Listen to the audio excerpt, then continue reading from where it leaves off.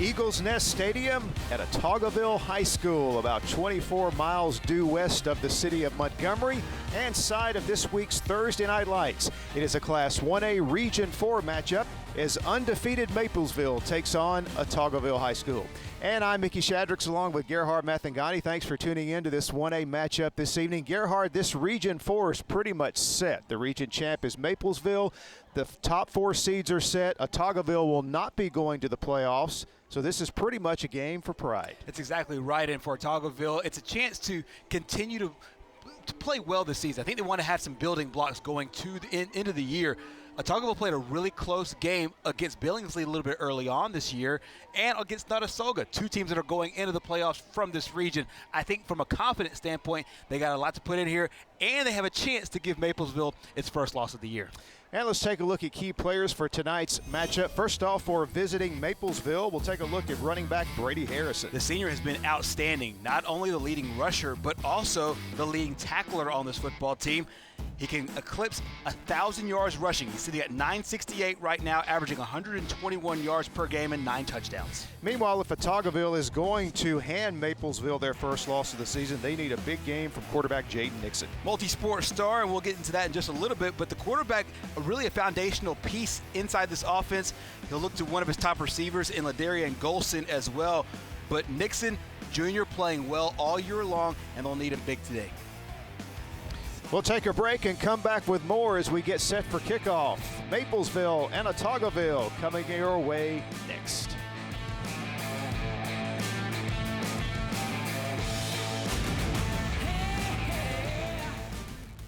Every bank has their own app, but it's just that, theirs, not yours. At AmFirst, our app was made for you. So it's easy to pay bills, deposit checks, or transfer money to friends and family from anywhere. It's even customizable, which means you can personalize your dashboard, create usage alerts, and redeem points for rewards you'll love. And you can do it all on your own time. So what are you waiting for?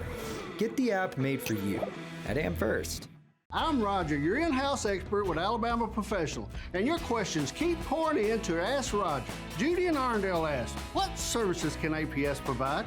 Alabama Professional offers basement waterproofing, foundation repair, humidity and mold control, and encapsulation of nasty crawl spaces. Since 1977, homeowners have entrusted APS to solve basement, foundation, and crawl space problems. Call for a free, no-obligation estimate today and keep those emails and questions coming.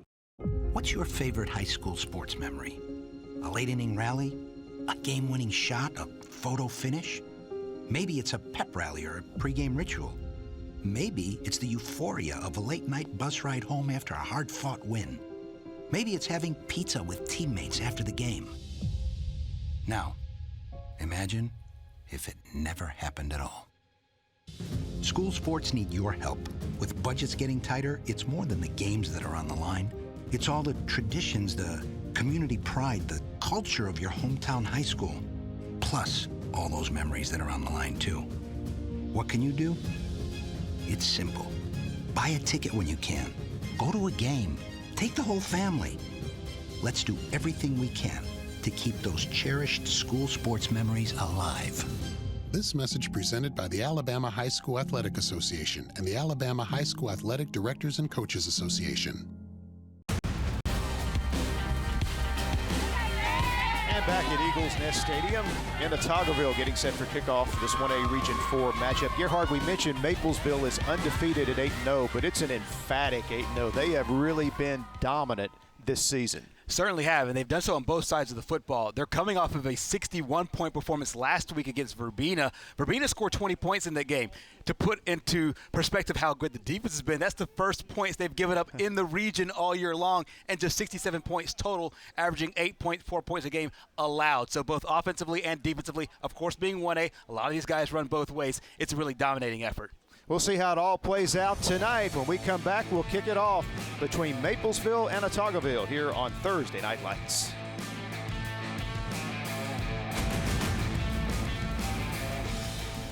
The perfect checking account doesn't exist. Not at a bank, that is. So why do you keep looking there? At AmFirst, you can get no minimum balance or monthly fees, an instant issue debit card, and free checks with unlimited check writing. But who doesn't want more? Like a rewards program you'll actually use, and convenient digital tools that make it easy to manage your account from anywhere. Now you could try and find that at a bank, or you could save yourself the trouble by checking with us. Whether I am in Margaritaville enjoying a cheeseburger in paradise or cruising around on the Gulf of Mexico, I always make sure to vote. I am Jimmy Buffett, and I want to encourage you, too, to become a registered voter and to obtain a photo ID so you can have your voice heard and your vote count just like me. It is 5 o'clock somewhere, but fortunately, you have from 7 a.m. to 7 p.m. to get to the polls and exercise your right to vote. Keep making a difference for Alabama. And Thursday Night Lights presented by Alabama Professional Services and also our friends at AmFirst. We are getting set for the kickoff in this 1A Region 4 matchup. Maplesville 8-0, Autaugaville 5-3, and should be interesting to see if the home team of Autaugaville can stay with Maplesville. There you see their head coach Brad Abbott, whose team has been so dominant this year. You're already starting to think, could this be another state championship year for Maplesville? They've won 4 state championships in school history, including that incredible run in 2014, 15, and 16. And Brad Abbott has got them on the right track this year. That's exactly right. And the old saying is you never want to follow the legend. Well, Brad Abbott took that mantle and he's run with it. Brent Hubbard was the architect of a lot of those championship teams, and of course his dad was a very famous coach in the state of Alabama as well. Went 8-3 in his first year, 10-3 last year, and now sitting with 8 wins this year. Abbott's done a fantastic job with the Red Devils. My old coach Jimmy Hubbard was my B-team coach at Oxford before he went to Maplesville. A very small world indeed. Hall of Famer in the Calhoun County Sports Hall of Fame as well, and Coach Hubbard has gone on to T.R. Miller, doing great things over there as well. But Coach Abbott has these Red Devils in prime position to compete for a 1A state championship once again. And our official crew getting set for the matchup as well as Maplesville takes the field. We mentioned the 3 state championships in 14, 15, and 16, and then Coach Hubbard did lead them to a championship back in 1996. So 4 state championships for Maplesville, none for Autaugaville. There you see their coach, Javaris Jackson, as they hope to play the role of spoiler tonight and put the first blemish on what has been an incredible run so far up until this point for Maplesville. That's exactly right, and they don't have any football state championships, but they did win a basketball state title a little bit earlier in this calendar year. A couple of the guys that suit up in football had those championship rings in basketball. We'll highlight those as this game goes along, but Coach Jackson in his 4th year still getting to a point where he's setting the foundation of his club.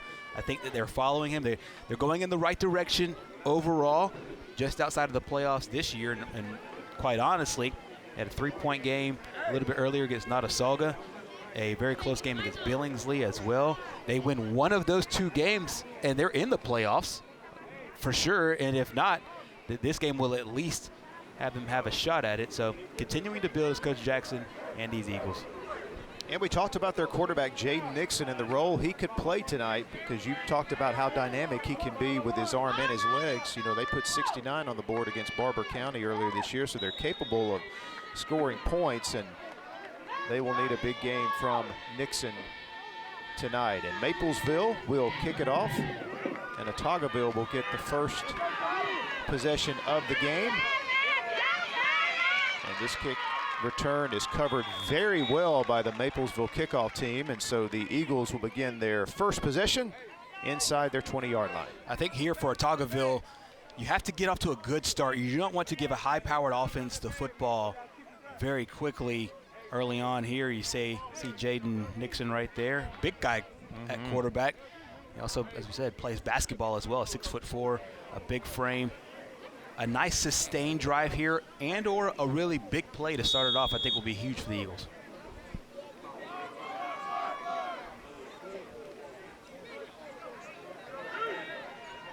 So first down for Autaugaville. First play from scrimmage is a running play and a nice gain over right tackle. About a 4-yard pickup that time for junior Jamarcus Golson. Good job there by the offensive line coming off the football there for Autaugaville.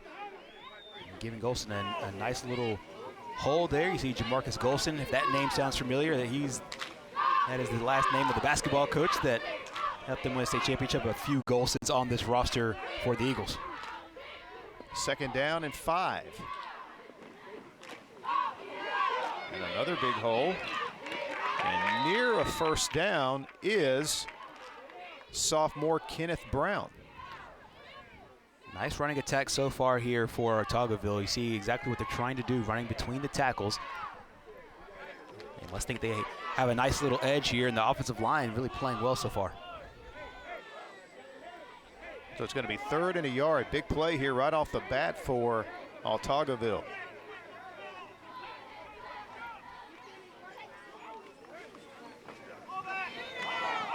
And the football came out, and it is recovered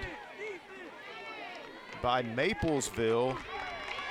Brady Harrison with the recovery, so a turnover here on 3rd and 1 on Autaugaville's first possession of the game sets Maplesville up in outstanding field position. Well, we talked about Harrison to begin this game for Maplesville. We said not only is he the leading rusher, but the leading tackler as well, and they're very opportunistic. There you see the ball on the ground. He jumps on top of it and recovers it, and a turnover, and now his offense gets set here. So he only has 1 fumble on offense and already has a fumble recovery here. So instead of 1st and 10 and the drive continuing, Maplesville's offense is on the field now. And there you see the running back getting up there. Short gain that time for Harrison. He was wrapped up by Golson. Gain of 3, it'll be, or gain of 1, they call it. It'll be 2nd down and 9. Harrison not only came into this game as a leading rusher, but over 100 more carries than the second leading rusher on this football team.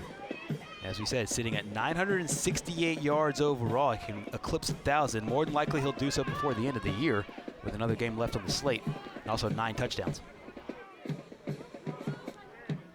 Quarterback Troy McMillan. A whistle before the snap. And our first flag of the game. Prior to the snap, by the defense, our penalty, 2nd down. It's a tough start for Autaugaville. They had the start they needed. They had 2 good running plays at 3rd and 1. They were going to get the 1st down. Instead, here's Maplesville now at the 30-yard line. And after the penalty, it is 2nd down and 4.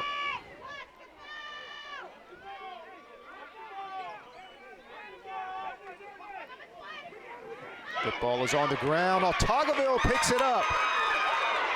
That is Antonio Hardy.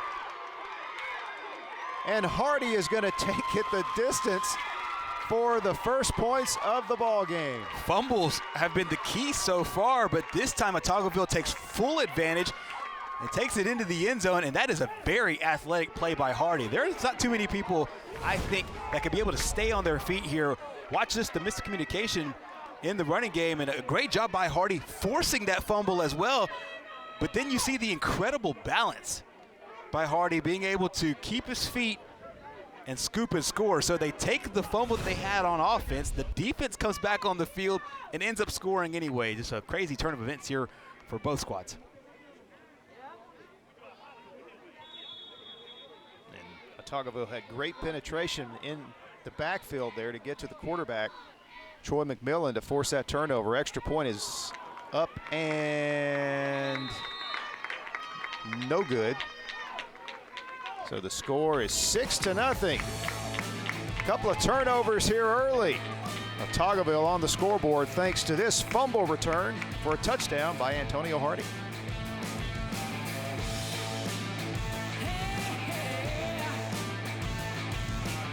Every bank has their own app, but it's just that, theirs, not yours. At AmFirst, our app was made for you. So it's easy to pay bills, deposit checks, or transfer money to friends and family from anywhere. It's even customizable, which means you can personalize your dashboard, create usage alerts, and redeem points for rewards you'll love. And you can do it all on your own time. So what are you waiting for? Get the app made for you at AmFirst.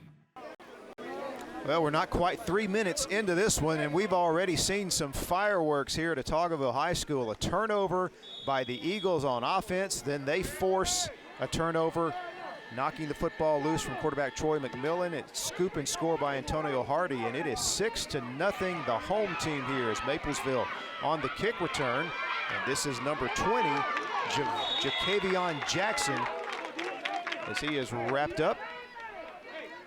And Maplesville will now come out in a situation that they're frankly not used to. They trail here in this game. That's exactly right, and they had a shot there. They got the fumble in great field position.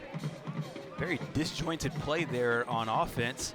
And it just looked like Autaugaville was going to be able to give all the momentum back after the fumble straight to Maplesville, but one play just like that, kind of like a home run in baseball. It just changes the dynamic of the entire game. So here the Red Devils back out on offense. And another whistle before the snap.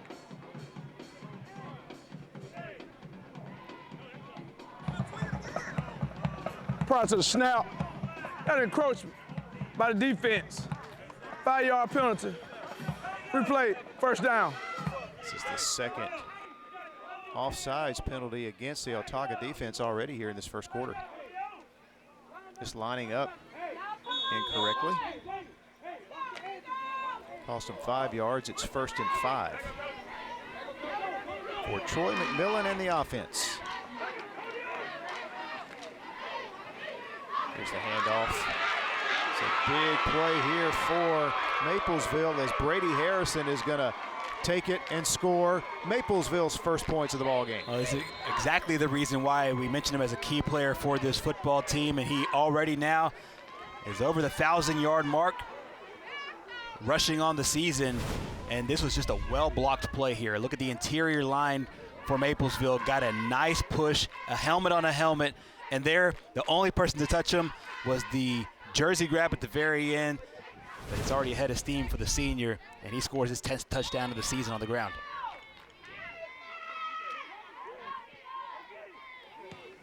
Landon Sanchez knocks in the extra point, and Maplesville now takes the lead, 7-6. Brady Harrison, big hole, big run, big score. Maplesville leads, still first quarter. Have you seen foam lift concrete? Watch it raise the sidewalk. The poly-level system raises building floors, levels driveways, raises steps. Amazing, isn't it? APS Foundation. Well, the Autaugaville lead didn't last long as Maplesville gets on the scoreboard, and with the extra point, they take the lead 7-6. There you see freshman Dyshun Johnson awaiting the kickoff from Landon Sanchez.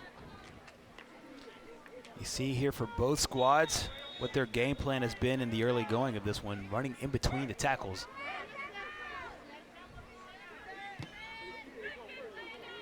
And Sanchez kicks it high and deep. And Johnson, a correction, that was not Johnson on the return.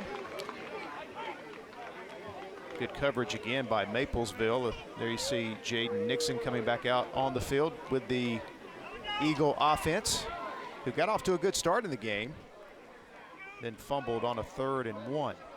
You know, Coach Jackson had to be pleased with the first couple of plays on that drive and just don't put that thing on the turf, but they were able to get some points from their defense, and we'll see what they do here on this second drive. Maplesville stacking the box defensively, and the Eagles run right into it up the middle. That's Jamarcus Golson again on the carry. Picks up close to 4 yards on first down. Yeah, but Golson here that's carried the ball a couple of times here. Jamarcus. They also have a Golson that they go to in the passing game as well. And he is a big one, Ladarian Golson, wearing number 22. Neither team has yet to put the ball in the air, though, in this game. 2nd down and 6. There you see all the white jerseys in the box. And Autaugaville runs it again. This time it's sophomore Kenneth Brown. This run only good for about a yard. So it's going to set up a 3rd and 5 here for the Eagles. Well, in this day and age of spread offenses and having to cover sideline to sideline, it seems like all 22 players are within about an 11-yard space of one another.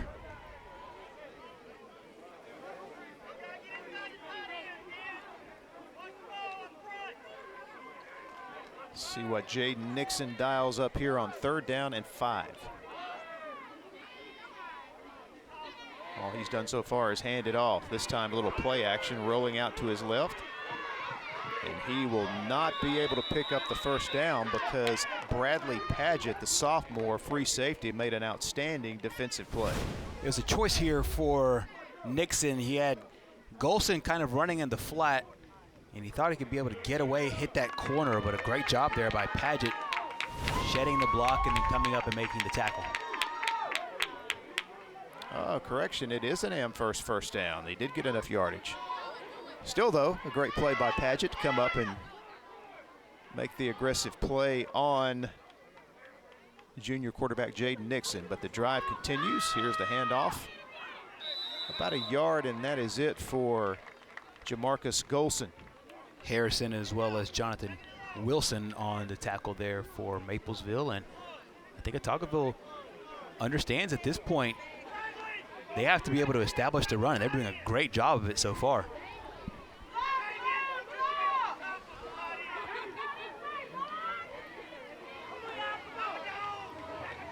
Second down and 9 for the Eagles. Nixon in the shotgun. Under pressure behind the line, just going to heave it downfield, and he's got his receiver at the 48-yard line. Boy, that was an outstanding play there, as it is complete to the receiver. Huge gain here, and another Amherst 1st down. Well, this is what happens when you have a very athletic quarterback, and Nixon able to escape the tackle of Coleman Gill. Gill doing a good job in getting off the edge.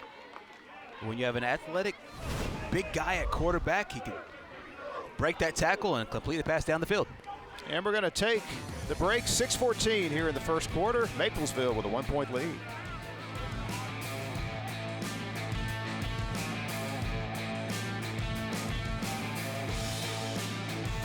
WOTM is the television provider for all Alabama High School Athletic Association championship events and special programs. WOTM is your home for the Super 7 football, state finals basketball, baseball and softball state championships, the AHSAA weekly show, and WOTM also produced the first ever football playoff show, Super 7 preview show, and reclassification reveal show.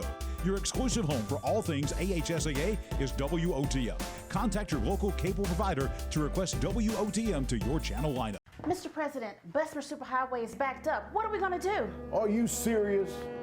Get me the King Boys. King Boys Towing is the fastest growing tow and recovery company in Birmingham and surrounding areas for one reason. Our customers are our top priority. Whether your car has been in an accident, is stuck in the driveway and won't start, or you just need a tow to your preferred repair shop, give us a call. Our fleet of flatbed tow trucks will provide courteous and fast service.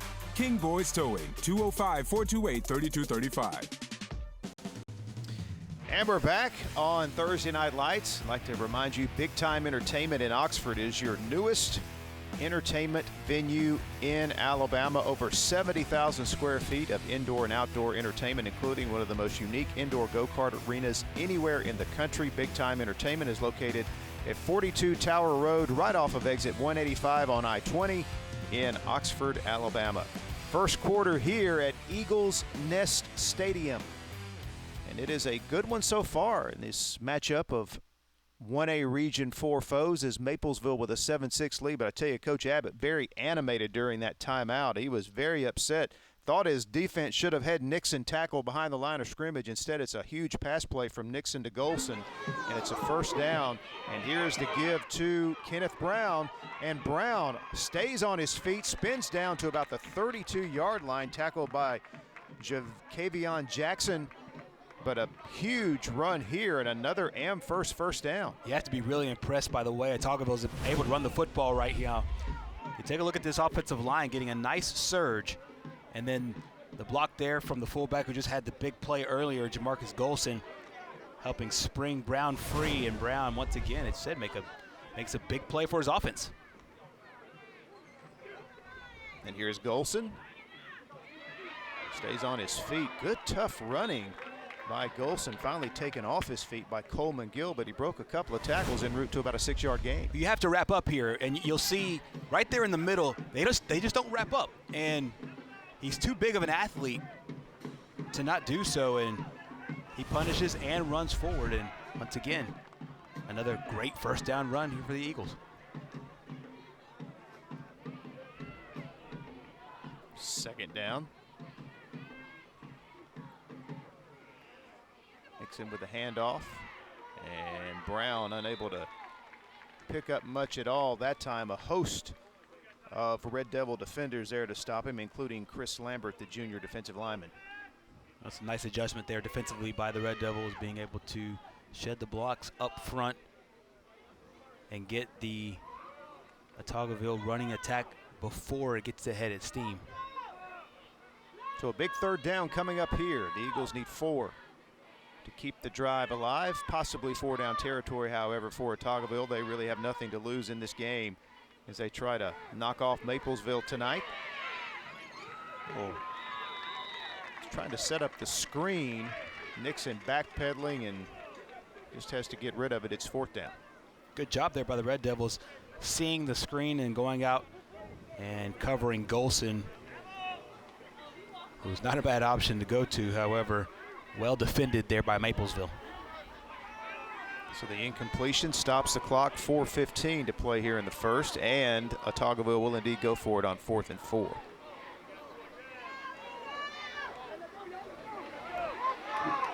So a good drive put together here by the Eagles. Can they keep it going?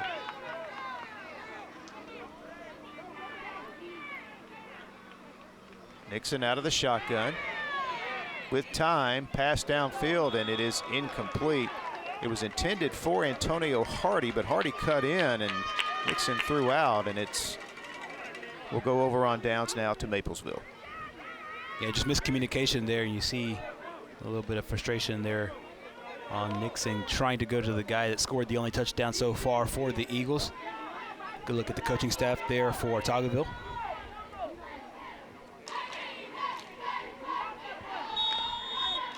So the good drive stalls out inside Maplesville territory. So the Red Devils take back over, 1st and 10. And we got another whistle and another flag.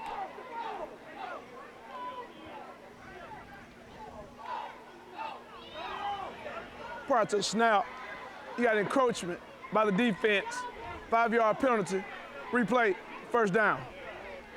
Yep, 3rd time this quarter that Autaugaville has just simply lined up offsides. Just mental mistakes, and you can't have those in games like this, especially when you're playing well. That's 2 times now they're driving the ball, and it's just, you can't give the number 3 team in the state 15 yards of free offense, and that's exactly what they've done so far.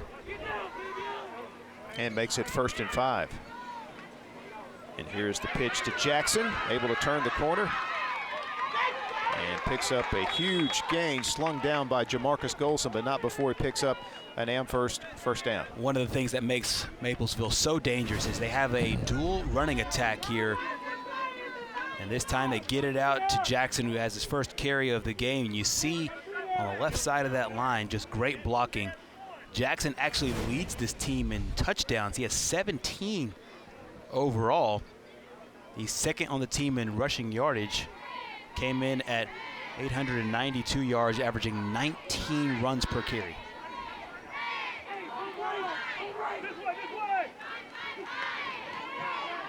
And this is a run up the middle by Brady Harrison. Picks up 6 yards. Be 2nd down and 4.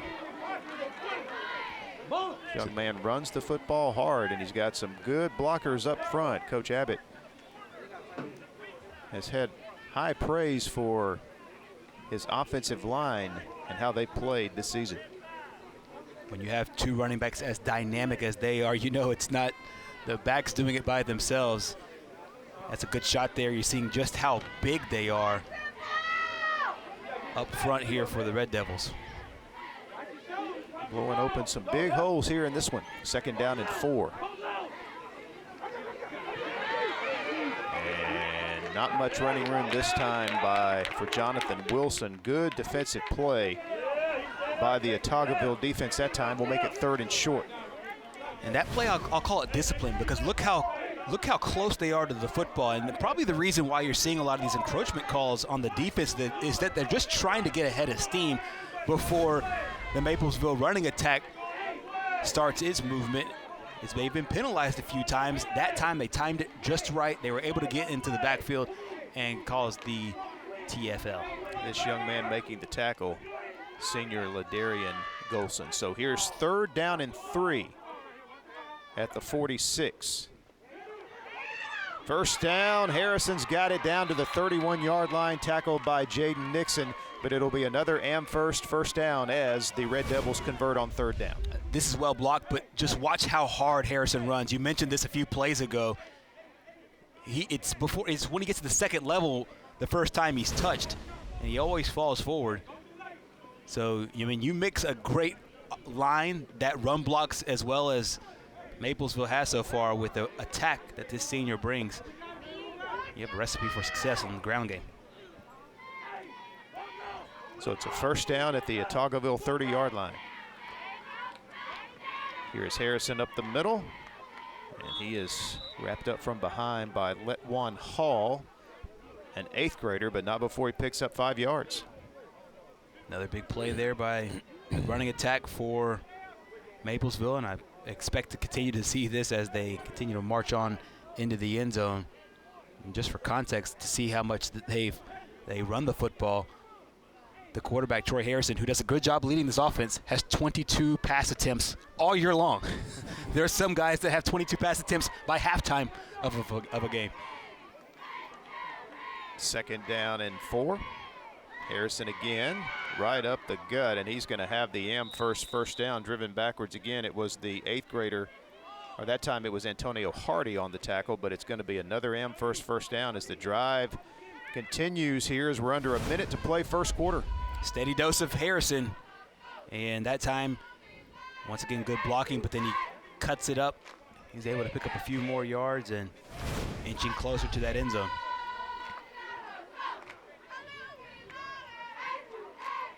Ball control offense. It's been that way all year for Maplesville. Running behind that big offensive line.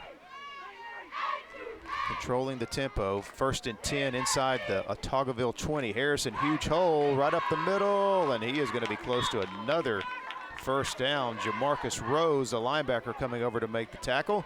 But it is another big run on first down, and that will also take us to the end of the first quarter. Thursday Night Lights coming to you tonight from Eagles Nest Stadium in Autaugaville. 1A Region 4 through 1 quarter.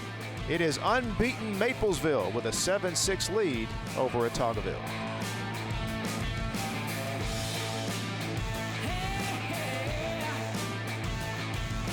Every bank has their own app, but it's just that, theirs, not yours. At Amherst, our app was made for you. So it's easy to pay bills, deposit checks, or transfer money to friends and family from anywhere.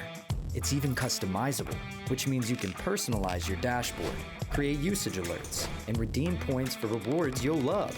And you can do it all on your own time. So what are you waiting for? Get the app made for you at Amherst.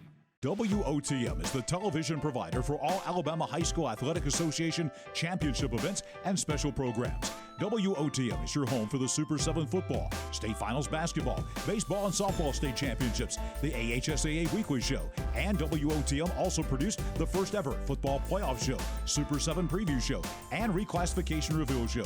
Your exclusive home for all things AHSAA is WOTM. Contact your local cable provider to request WOTM to your channel lineup. Welcome to the award-winning Chakalaka Park in Oxford, Alabama. We believe Chocolaca Park is the place to be, and our fans agree, describing the park as breathtaking, professional, and fun for all. With plenty of parking, restrooms, concessions, and a top-notch staff, we are confident your experience will be second to none. Join us today at Chocolaca Park. Thursday Night Lights presented each week by Alabama Professional Services. They are your experts in home improvement. There you see all the various categories of expertise that they can provide for you around your home. You can learn more at calltheshield.com, Alabama Professional Services. Through one quarter here in Autaugaville, it's a good game after one quarter. Maplesville with a 1-point lead. The Red Devils, though, are driving. And as they look to extend the lead here as we begin the second quarter. Keep in mind, this entire series started deep in their own territory after a nice drive by Autaugaville, unable to get points and had the turnover on downs. And the last part of the first quarter really controlled here by the run game by Maplesville. Second down and 4. And this is Jackson, and he's going to take it in for the touchdown. That drive alone should show you just how good Maplesville is. Jackson had a run early on in the series. Harrison did a lot of the damage in the middle of the field, and then when they get to close to the end zone, they run a little misdirection, and Jackson is able to score on the short touchdown run. Talked about how he was the leading touchdown scorer on this football team, and does so again. And the extra point is good, as Maplesville does indeed extend their lead. Jackson into the end zone, making it 14-6 Red Devils.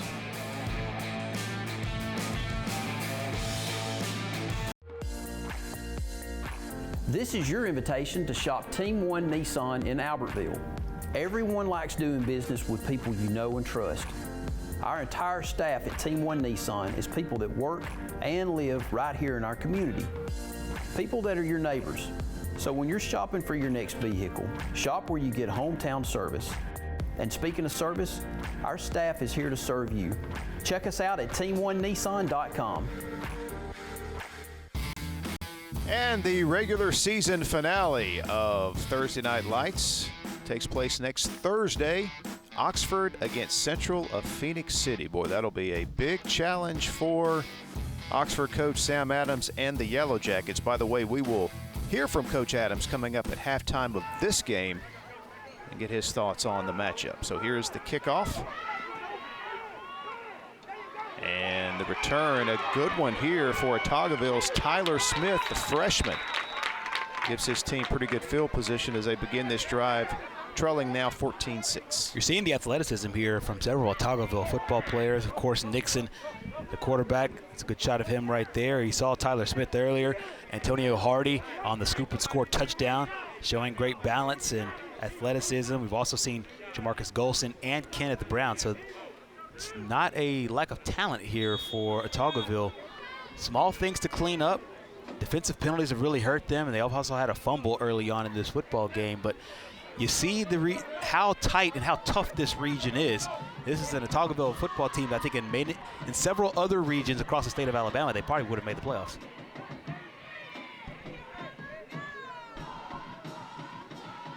And Nixon on first down, rolling out in all kinds of trouble, and he's going to be sacked for a huge loss.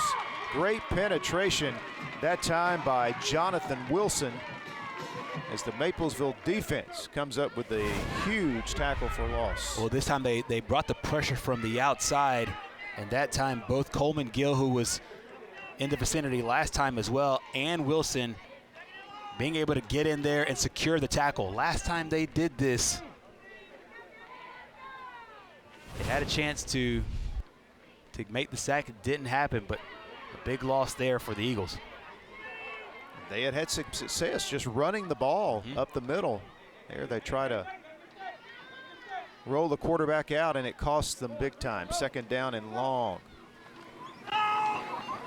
Here's the pitch to Golson. Flag flies, and it's going to be another good defensive play by a host of Red Devil defenders as Golson is wrapped up and taken down. We'll check the penalty.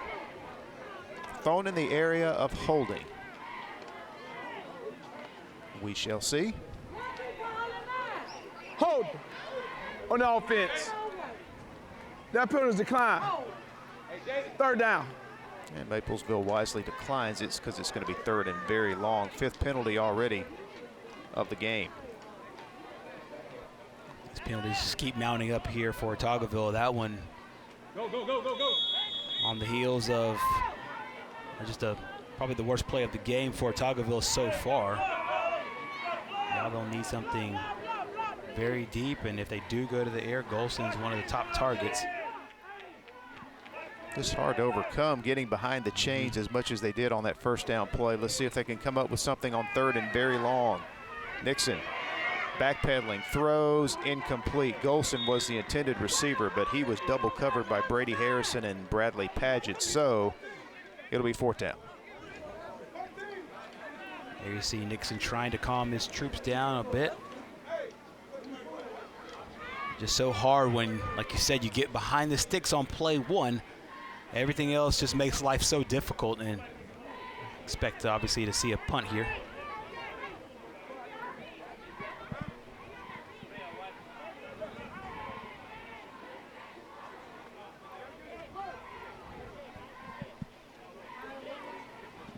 So 4th and long, and Nixon in punt formation.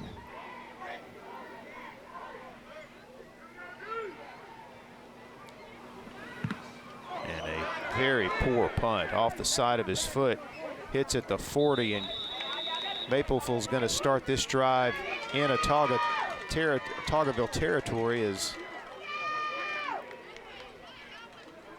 there you see quarterback Troy McMillan and the Maplesville offense going to have a short field to work with here. Their last drive was on a very long drive that started deep in their own territory. And that time, thanks to the big sack, and give a lot of credit to Coleman Gill and Jonathan Wilson, because the domino effect of that is the offense gets to start off in great field position. This drive starts at the 40. Here's Harrison right up the middle. Again, a lot of success running between the tackles behind this big offensive line. As Brady Harrison, as you mentioned, over 1,000 yards rushing on the season now. Look at the surge by the offensive line. The line of scrimmage, just at the snap, it just moves like 5 yards downfield. Timeout. Autaugaville. First timeout at half. Autaugaville takes a timeout at 9:47 here to play in the half.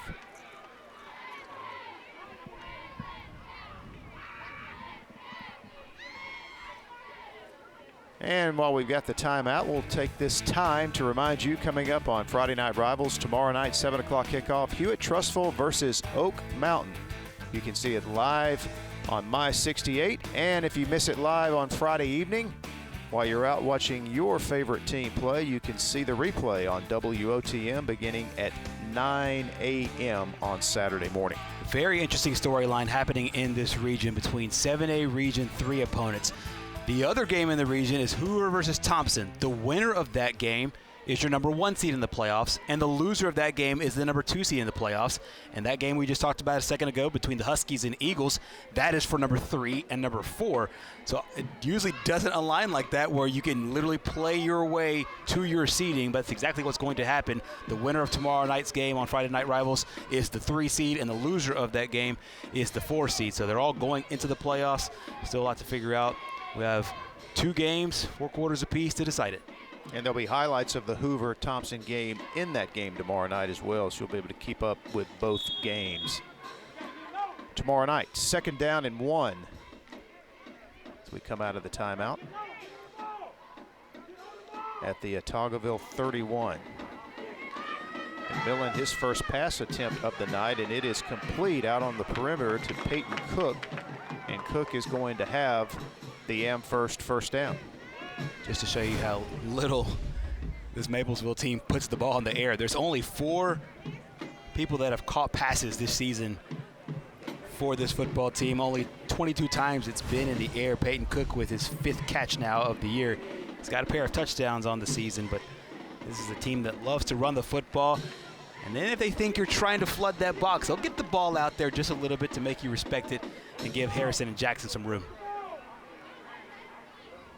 1st and 10, little misdirection. This is Wilson, and he is taken off his feet inside the 15-yard line by Tyler Smith. But another big gainer here on 1st down as Maplesville is just having their way in their running game. I said giving Harrison and the room to run with Jackson.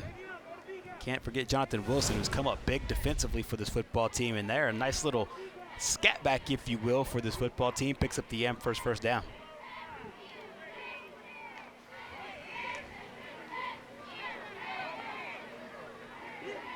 Maplesville in total control of this game thanks to the play of this offensive line. They are dominating this football game here in this first half. And here is the pitch to Wilson again. Our correction that time, it was Jackson. Golson got in the backfield to slow down his momentum. A nice defensive play by the Autaugaville defense. Usually playing O-line is a thankless job, but we'll go ahead and give those guys some love right here. Right tackle, Trevon Blackman. Right guard, Cole Gray. Center, Mason Poe. Left guard, Pooh Harris. And left tackle, Hayden Lawley. I know they want to finish this drive with a touchdown, but give a lot of credit to those big guys up front.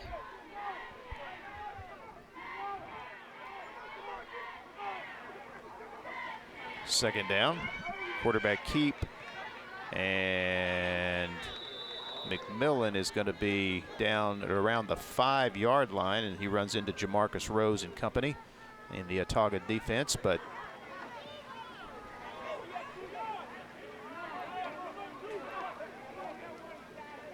another good run that time for the Red Devils. This time Troy McMillan, the quarterback, on the keeper.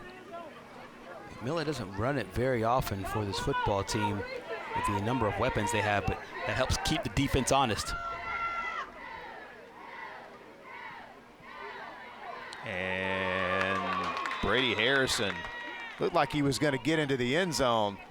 Somebody got right up and met him in the hole. Get another look at it. See if we can pick up the defender. Nice form tackle there. And that was number 55, Kendarius Golson, a 7th grader. That is one big guy for 7th grade, but he comes up and does a good job. Just meets him right there in the hole and forces this Maplesville football team to snap again. Correction, that was Jamarcus Rose, number 56. Got a timeout. Autaugaville Eagles. It's the 2nd timeout of half. And Autaugaville takes another timeout. 6:45 to play here in the 2nd quarter. Maplesville looking to extend their lead. It's a new day here at Team 1 Chevrolet of Gadsden. Hi, I'm Kevin Riggin, General Manager, and I would like to personally invite you in to see the Team 1 difference. We offer one of the best inventories in North Alabama, and we will always promise the best deal. Visit our service department where we have highly trained technicians and the latest equipment. Team 1 Chevrolet of Gadsden, home of the best people, the best service, period. Welcome to the award-winning Chocolaca Park in Oxford, Alabama. We believe Chocolaca Park is the place to be, and our fans agree, describing the park as breathtaking, professional, and fun for all. With plenty of parking, restrooms, concessions, and a top-notch staff, we are confident your experience will be second to none. Join us today at Chocolaca Park.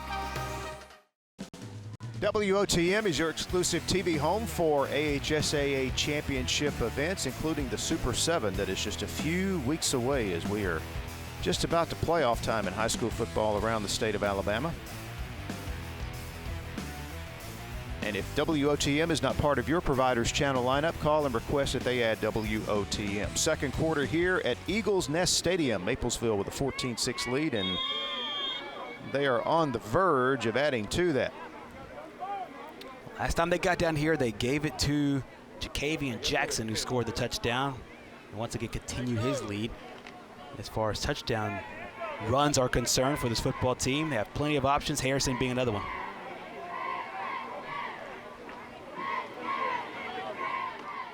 And this time Harrison will get it across the goal line for the touchdown. That's exactly what you expect from this football team, just going straight right up the middle, running behind this big offensive line. That time they go right behind Mason Poe as well as Cole Gray, and they get into the end zone. The second touchdown of the day for that young man. And Sanchez, perfect on the extra point, splits those uprights. Makes it 21-6. Gerhardt said Harrison now with 2 touchdown runs here in the first half. Get another look at the play, and again, just look at the surge there by the offensive line. Yeah, Mason Poe plays center, doing a good job of getting on his block. And as you said earlier, just it feels like they moved them at least 2 yards off the football. And when you have backs as talented as these guys have, it makes the running game a lot easier.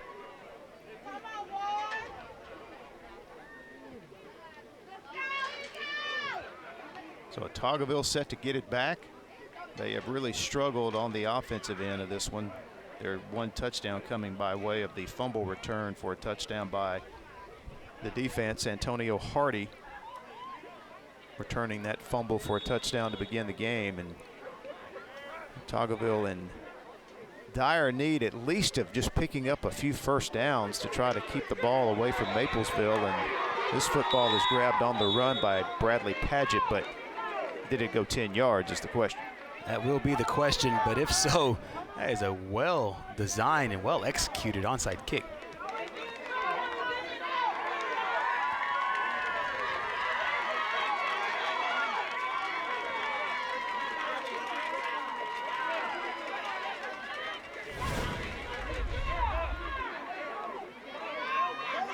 We'll see it again, and I think so. I think it went 10. I think so. Beyond 10 yards, and recovered by the kicking team. First down, kicking team. So the Maplesville onside kick here with a 21-6 lead, and they execute it perfectly. I think the Autaugaville coaches are seeing it on the bounce, so they don't know it cleared 10, but obviously there on that replay, you saw where it cleared that 50-yard line, and before the Maplesville football player not only caught it, but also ran to pick up a few more yards. So first down at the 48. Here goes Wilson, huge hole, and he is upended at the 40 on a nice open field tackle by 7th grader Deshaun Hall, but another huge gain on first down by Maplesville. Yeah, and that time they pull the guard on the left side and picking up that huge run there. Everybody clearing the way out. I'll tell you what, normally when you're watching a football game, your eyes do not go to the offensive line, but I implore you right now to watch this line as the play develops because they are just so talented in the run blocks. Here's Harrison up the middle again, just a huge hole. He's into the secondary, tackled there by Jamarcus Rose, but not before he picks up another first down. Does so again, and you're seeing just excellent play here by Harrison. Does a good job of finding the hole, and they're usually aplenty. And there you see Jackson in the background seeing that hole develop and cheering on his teammate. Just about every way you can do it, Maplesville has done it, whether it's running behind the left side or the right side. A lot of times you could tell a team likes the left side of their line. They have more talent to one side or the other. This is what makes them dangerous. They can go either way. Harrison again, wrapped up and spun down on a nice tackle by Letwan Hall.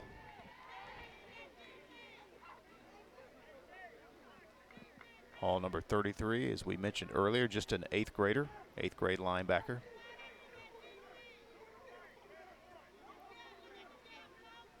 Maplesville last year making it to the quarterfinal round of the playoffs, the deepest run in Coach Abbott's history with them. They got a little bit better. They've gotten better each and every year so far. 10 wins last year. Second down. Here is Harrison up the middle, fighting for another first down, and this young man is having himself quite a football game running behind this big offensive line. Started with the big run to start the game and eclipsed the 1,000-yard rushing mark for the season, and he hasn't let up since then.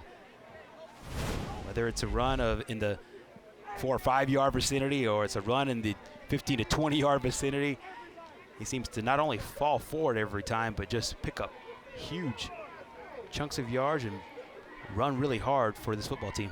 So it's 1st and goal at the 6. And this is Wilson taken down for no gain on a nice play by sophomore Deontay Hester. Well, that's what you want to see. Even though this running attack has been brutal, that time Hester doing a good job of shedding his block and then coming on the backside and making a nice tackle there on a very fast running back. We've seen a nice little run by Wilson a little bit earlier in this game. Give a nice shout out to the sophomore Hester in that spot. 2nd down and goal. This direction, this is Jackson, and he walks in untouched for his 2nd touchdown here in the 2nd quarter. Caught him the leading rusher on this football team. He just has a nose for the end zone. There you see a nice shot of the Maplesville faithful. They love their football in that area. They've had a lot of success to cheer for over many years. And now watching another football team that's got a shot to win it all, doing it behind a great running attack, and Jackson, the latest beneficiary of that. And the extra point is good. Maplesville with a 2nd touchdown from Jacavian Jackson. Lead it now 28-6. I was finally ready to buy my first home after renting for the last several years. As I started my search, I got overwhelmed by how many websites and confusing listings there are. That's when I found the experts at ERA King. To me, ERA means expertise, reliability, and activity. I depended on them to find a home in my budget, and they didn't stop working until the keys were in my hands. ERA King. To us, it means always doing the right thing for every client. What will ERA mean to you? Find out at eraking.com. And we're back on Thursday Night Lights. We'd like to welcome CTV Beam viewers on SD Channel 79 and HD Channel 286. We are 3 minutes and 17 seconds away from halftime, and it is all Maplesville as they lead it now 28-6. This kickoff fielded inside the 10-yard line. Coming all the way back across the field. A flag comes in at the end of the play. And the young man carrying the ball that time was freshman Dyshawn Johnson, coming up limping after the play.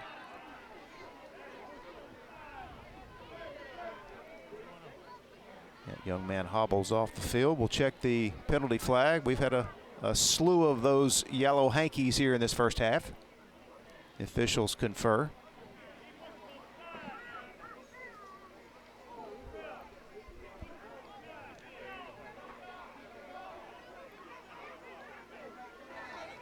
Hey, during the return, at a block in the back, it'll be a 10-yard penalty. Half a distance to the goal, excuse me. So the penalty backs it up inside the 10. And that is where Coach Javarius Jackson's offense will take over. 1st and 10, already down 28-6. That's just kind of salt in the wound. You go with the onside kick that you don't recover. They turn it into points, and then you get the kick. You get a chance to return it, and another penalty backs you up even further. So Autaugaville got to be careful here. Maplesville does have all 3 of their timeouts.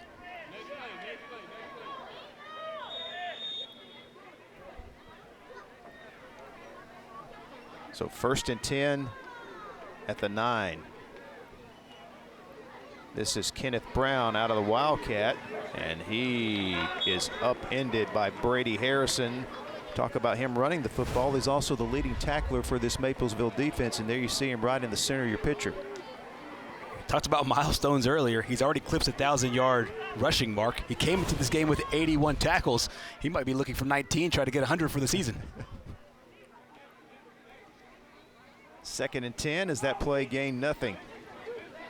Thanks to the play there, that young man, Brady Harrison. This is Golson this time, taking the snap. And he picks up about 5 yards as he's wrapped up and taken down from behind by Hayden Dyer, the senior for Maplesville. Set up 3rd down. I think that play was just good enough to be able to get them out of the shadow of their own end zone. Well blocked. He ran into his own guy in Latwan Hall before Dyer is able to come back and make the recovery for the tackle. Well, Autaugaville could certainly use a 1st down here on 3rd and 5 as we go under 2 minutes to play here in the first half. Jaden Nixon back in at quarterback, takes the snap. Little reverse action, and it was defended very well. Another good play that time by Hayden Dyer. Stayed at home on the backside, and that'll make it 4th down. Again, Maplesville has all 3 of their timeouts. The clock continues to wind. Now they take 1. This is just a great play and a great lesson to everybody that plays defense. Just stay at home and play your assignment. And that time, back-to-back plays. One time Dyer recovers and makes it happen, and that time stays at home, and the reverse does not fool him, and he comes out from that linebacker spot and makes the tackle for his football team. This is a really, really talented senior class. He's another one of those guys that have led this group.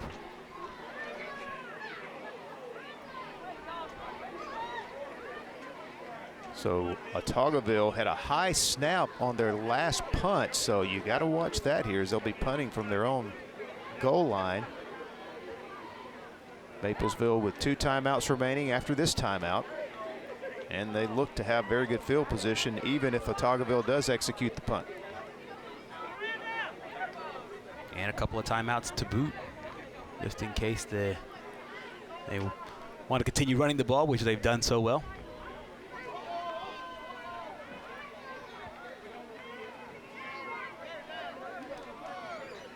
So Jaden Nixon standing back at the goal line. Autaugaville is looking over to the sideline. I think they need another player out on the field.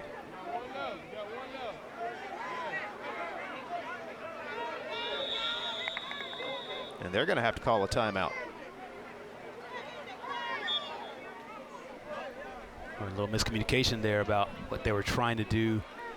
And if there's been any just a sign of frustration overall for this Autaugaville football team, it's just shots in their own foot. That time they called the timeout. However, just not able to get a line. The encroachments early on, especially there in that first quarter. The big sack that led to the touchdown. The onside kick that wasn't recovered that led to another touchdown. It's been a rough first half, even though they've had little glimpses of a lot of promise on this football team. Coach Brad Abbott has to be pleased with what he's seen in this first half. Certainly has to be. There was a time that you and I both saw him that he was really frustrated with his football team when they missed the sack and they had the biggest play they've probably had all game long. Autaugaville has outside of the scoop and score. And they're able to get the ball to the outside, and Jamarcus Golson came up with the catch for the first down. He was hot, really animated with his guys after that, and they've done nothing but play sound defense since then.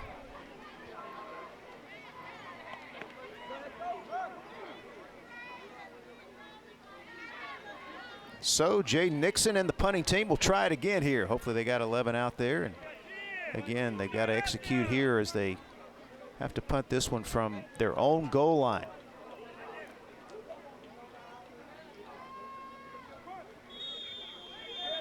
See if Maplesville puts a little pressure on or if they try to set up the return. And again, another high snap.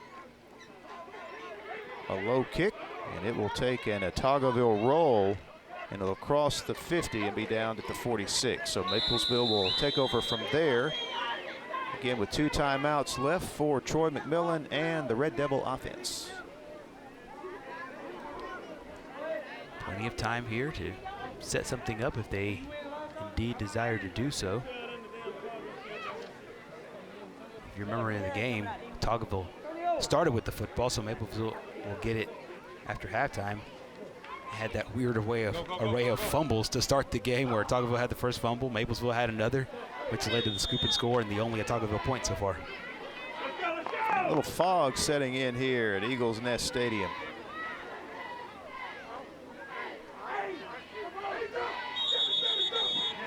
And flags fly here.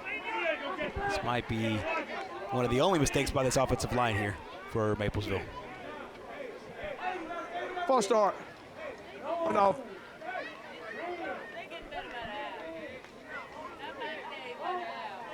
So 5-yard mark off against the Maplesville offense takes it back to the 41 and makes it 1st and 15.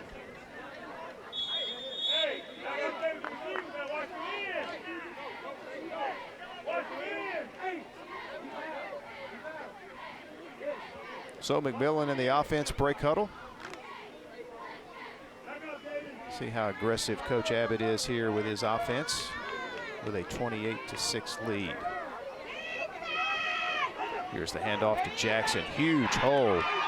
Jackson breaking tackles all the way down to the 37-yard line, taken down by Letwan Hall, but another Amherst first down. I mentioned he's the 2nd leading rusher on this football team. He only came in with 47 carries. He averaged 19 yards per carry. You see his big playability right here. And that is a big Autaugaville defender that he just bounced right off of. And it looks like he took a little shot there, shaking up a little bit after the play. You hope he's okay. Kind of landed awkwardly after taking that shot and bouncing off. Seems to be walking off with some of the assistance of his offensive line.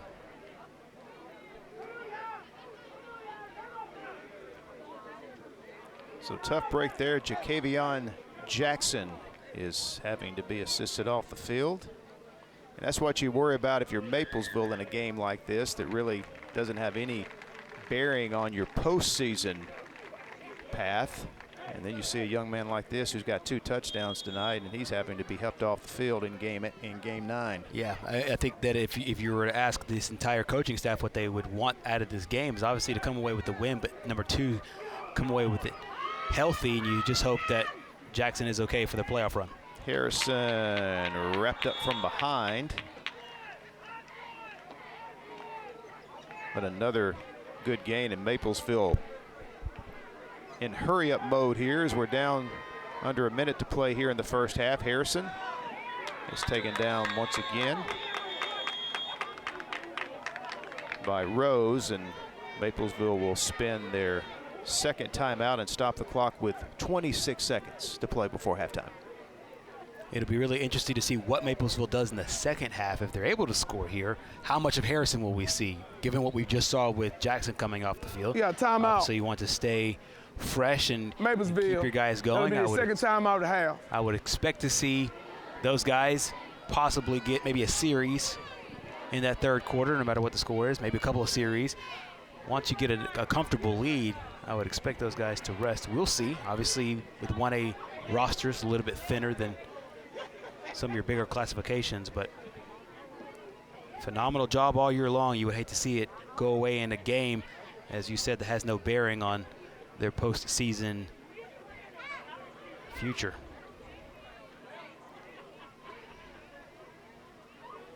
Coach Abbott with a 43-man roster coming into this game.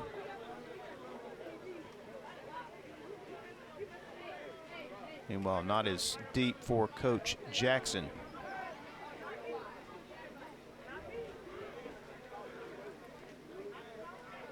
As he is hoping his team can just get to halftime where we are right now, 28-6, hoping it doesn't get any worse.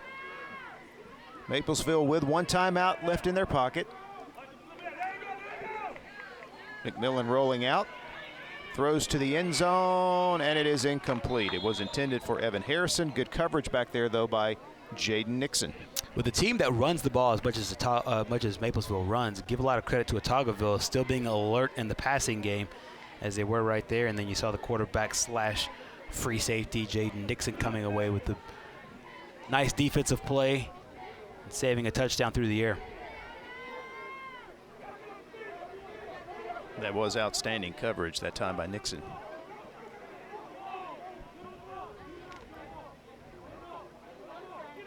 So 2nd and 10.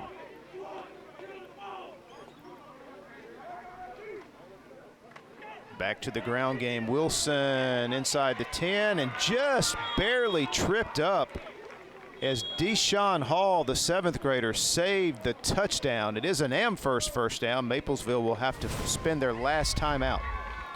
A well-blocked play here once again, but you mentioned just a nice effort there, just sticking his arm out and praying. And you got the shoestring tackle, and as you said, forcing Maplesville to call that final timeout, looking to put some points on the board here before going to halftime and then receiving the ball in the 3rd quarter. Well, they score a touchdown here. That'd be the knockout blow here at halftime. It's already going to be an uphill climb for Autaugaville, already down 28-6. And just the way Maplesville has been able to dominate the line of scrimmage. Time of possession. Yeah, it's almost ironic that the only points from Autaugaville have come from a mistake in the running game for Maplesville. Probably their only mistake of the game so far on that fumble on the miscue, but give the Autaugaville defense a lot of credit on that play. Hardy came up with a monstrous play, both stripping it and taking it to the house. So no timeouts remaining. If you're Coach Abbott, if you run it, you're going to only have one play, so you wouldn't be surprised to see McMillan go to the air and try to get maybe 2 plays out of this. Another good sign, though, as well for Maplesville. Jackson back into the game there, so not hurt too bad.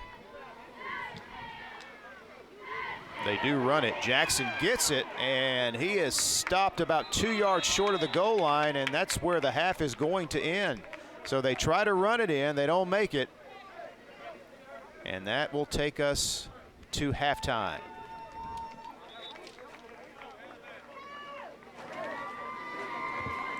(28-6). As Maplesville will head into the locker room, and as Gerhard has mentioned a couple of times, they will receive the 2nd half kickoff.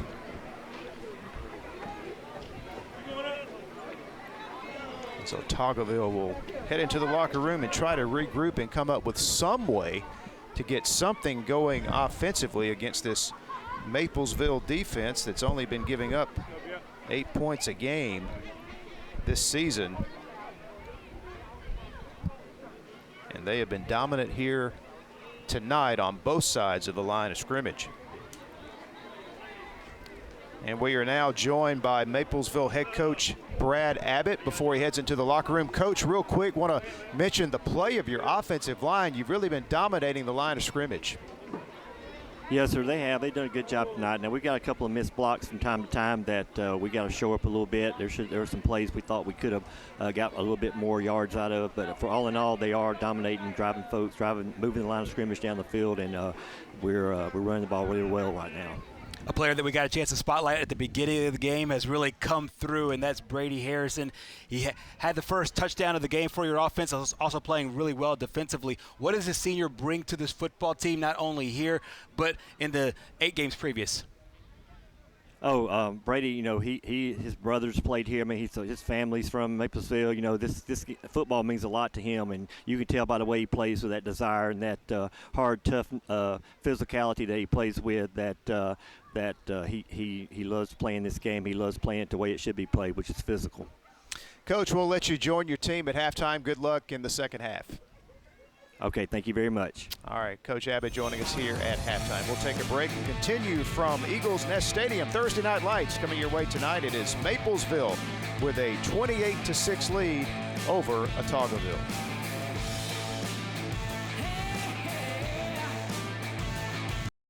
What's your favorite high school sports memory? A late inning rally? A game-winning shot? A photo finish? Maybe it's a pep rally or a pregame ritual. Maybe it's the euphoria of a late-night bus ride home after a hard-fought win. Maybe it's having pizza with teammates after the game. Now, imagine if it never happened at all. School sports need your help. With budgets getting tighter, it's more than the games that are on the line. It's all the traditions, the community pride, the culture of your hometown high school. Plus, all those memories that are on the line, too. What can you do? It's simple. Buy a ticket when you can. Go to a game. Take the whole family. Let's do everything we can to keep those cherished school sports memories alive. This message presented by the Alabama High School Athletic Association and the Alabama High School Athletic Directors and Coaches Association.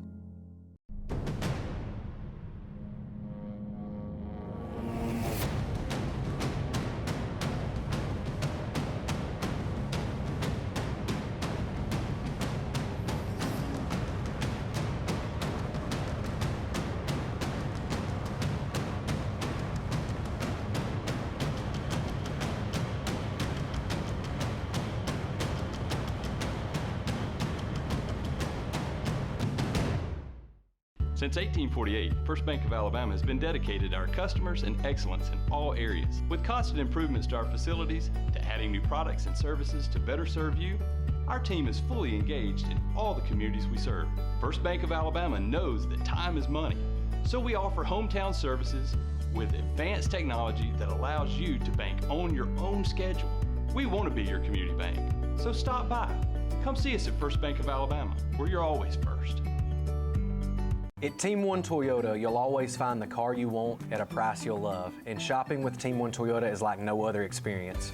Right now, you can custom order your brand new Toyota. You can pick the color you want, the trim you want, the interior you want, all the equipment and technology you'll want. And this month, when you come into the dealership to custom order your Toyota with us, we'll take an additional $500 off. A lot is changing in the car business because we're the ones changing it. Choose Team One Toyota, where we're driven by great people and great prices. Welcome to the award-winning Chocolaca Park in Oxford, Alabama. We believe Chocolaca Park is the place to be, and our fans agree, describing the park as breathtaking, professional, and fun for all. With plenty of parking, restrooms, concessions, and a top-notch staff, we are confident your experience will be second to none. Join us today at Chocolaca Park. We are at halftime here in Autaugaville, Alabama. Maplesville, the visiting Red Devils, with a commanding 28-6 lead at the half. We begin our halftime festivities with our buddy Roger. It is the Ask Roger segment from Alabama Professional Services.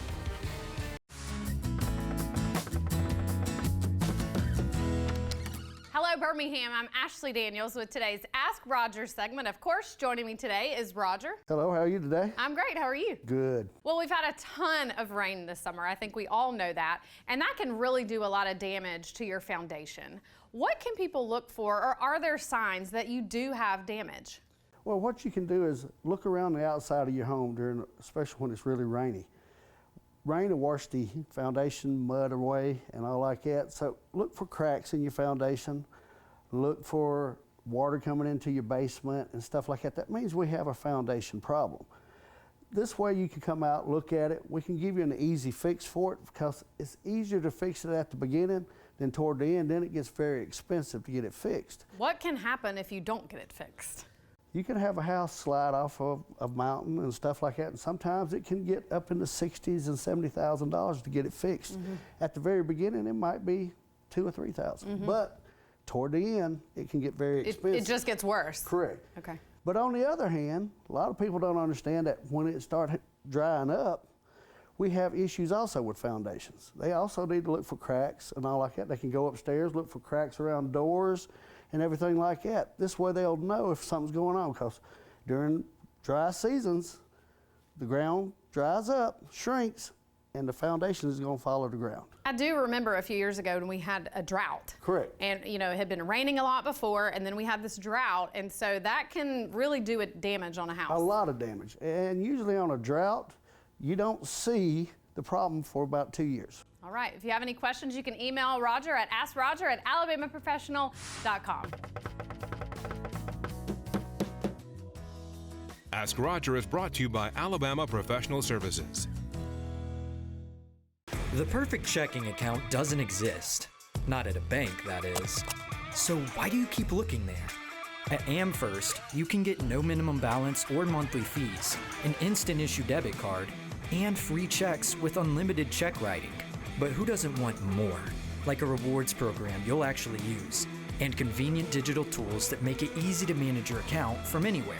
Now you could try and find that at a bank, or you could save yourself the trouble by checking with us. WOTM is the television provider for all Alabama High School Athletic Association championship events and special programs. WOTM is your home for the Super 7 football, state finals basketball, baseball and softball state championships, the AHSAA weekly show, and WOTM also produced the first ever football playoff show, Super 7 preview show, and reclassification reveal show. Your exclusive home for all things AHSAA is WOTM. Contact your local cable provider to request WOTM to your channel lineup. This is your invitation to shop Team One Nissan in Albertville. Everyone likes doing business with people you know and trust. Our entire staff at Team One Nissan is people that work and live right here in our community. People that are your neighbors. So when you're shopping for your next vehicle, shop where you get hometown service. And speaking of service, our staff is here to serve you. Check us out at team1nissan.com.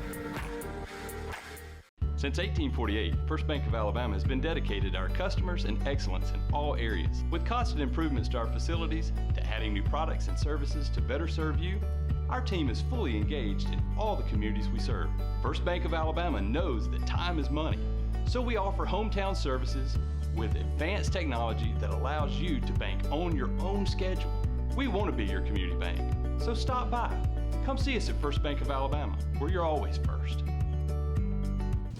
Back at halftime at Eagles Nest Stadium, it is Maplesville with a comfortable 28-6 lead over Region 4 foe Autaugaville here on Thursday Night Lights. We continue at halftime now with a focus on volleyball. One of the most successful volleyball programs in the state resides at Deschler High School, and this week John Holder had the chance to sit down with Deschler volleyball coach Jana Killen. We are back on the AHSAA Weekly, and we have a very special guest joining us this week.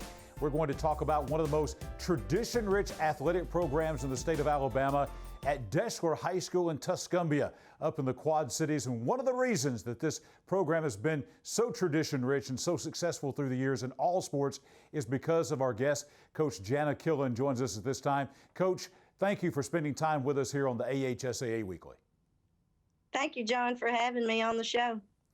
Well, we are going to talk about multiple sports because you're a multi-sport coach, but we'll begin with volleyball. Your team again getting ready to participate in the North Super Regional Volleyball Tournament coming up on Thursday. You'll meet Curry in Class 4A action. Tell us about this year's volleyball team there at Deschler. This year's team is really exciting to watch. We have 11 seniors, a junior, 2 juniors, and a sophomore, so we're experienced, and we should have a lot of leadership out there, but they've been a really fun group to coach. You have been so successful, obviously 800 wins last year. You got the 800th win in basketball, almost that many in volleyball. Just tell us about, and tennis, we don't want to leave that out as well. Kind of tell us about how you juggle all 3 of these sports and so successfully coaching all 3 of those sports in every season of the year, fall, winter, and spring. Well, time management is everything, and having kids that play multiple sports where you're with them constantly, that has a lot to do with it. But as the past couple of years, I haven't done tennis, so I was able to hire somebody to come in to do tennis. So I've only been doing volleyball and basketball the past couple of years. Coach, tell us about going back to volleyball. Of course, the goal is for everyone that gets into the state tournament is to go to the state volleyball championships. Deschler certainly has been there before. Tell us about the chances for this team. What do they have to do to make it to the state championships? We have to go in there and play our game, not get nervous, and play like we've played all year, and we've got a really good chance. But, last year we went to the regionals. We sort of were nervous. It was like that group's first time to be in that atmosphere. So hopefully last year will help us for this year. Coach, earlier in the school year, a tremendous honor the court there at Deshler High School was named for you, Jana Killen Court. What, just describe for us the emotions, how that feels, the meaning of having that permanent legacy there at Deshler High School.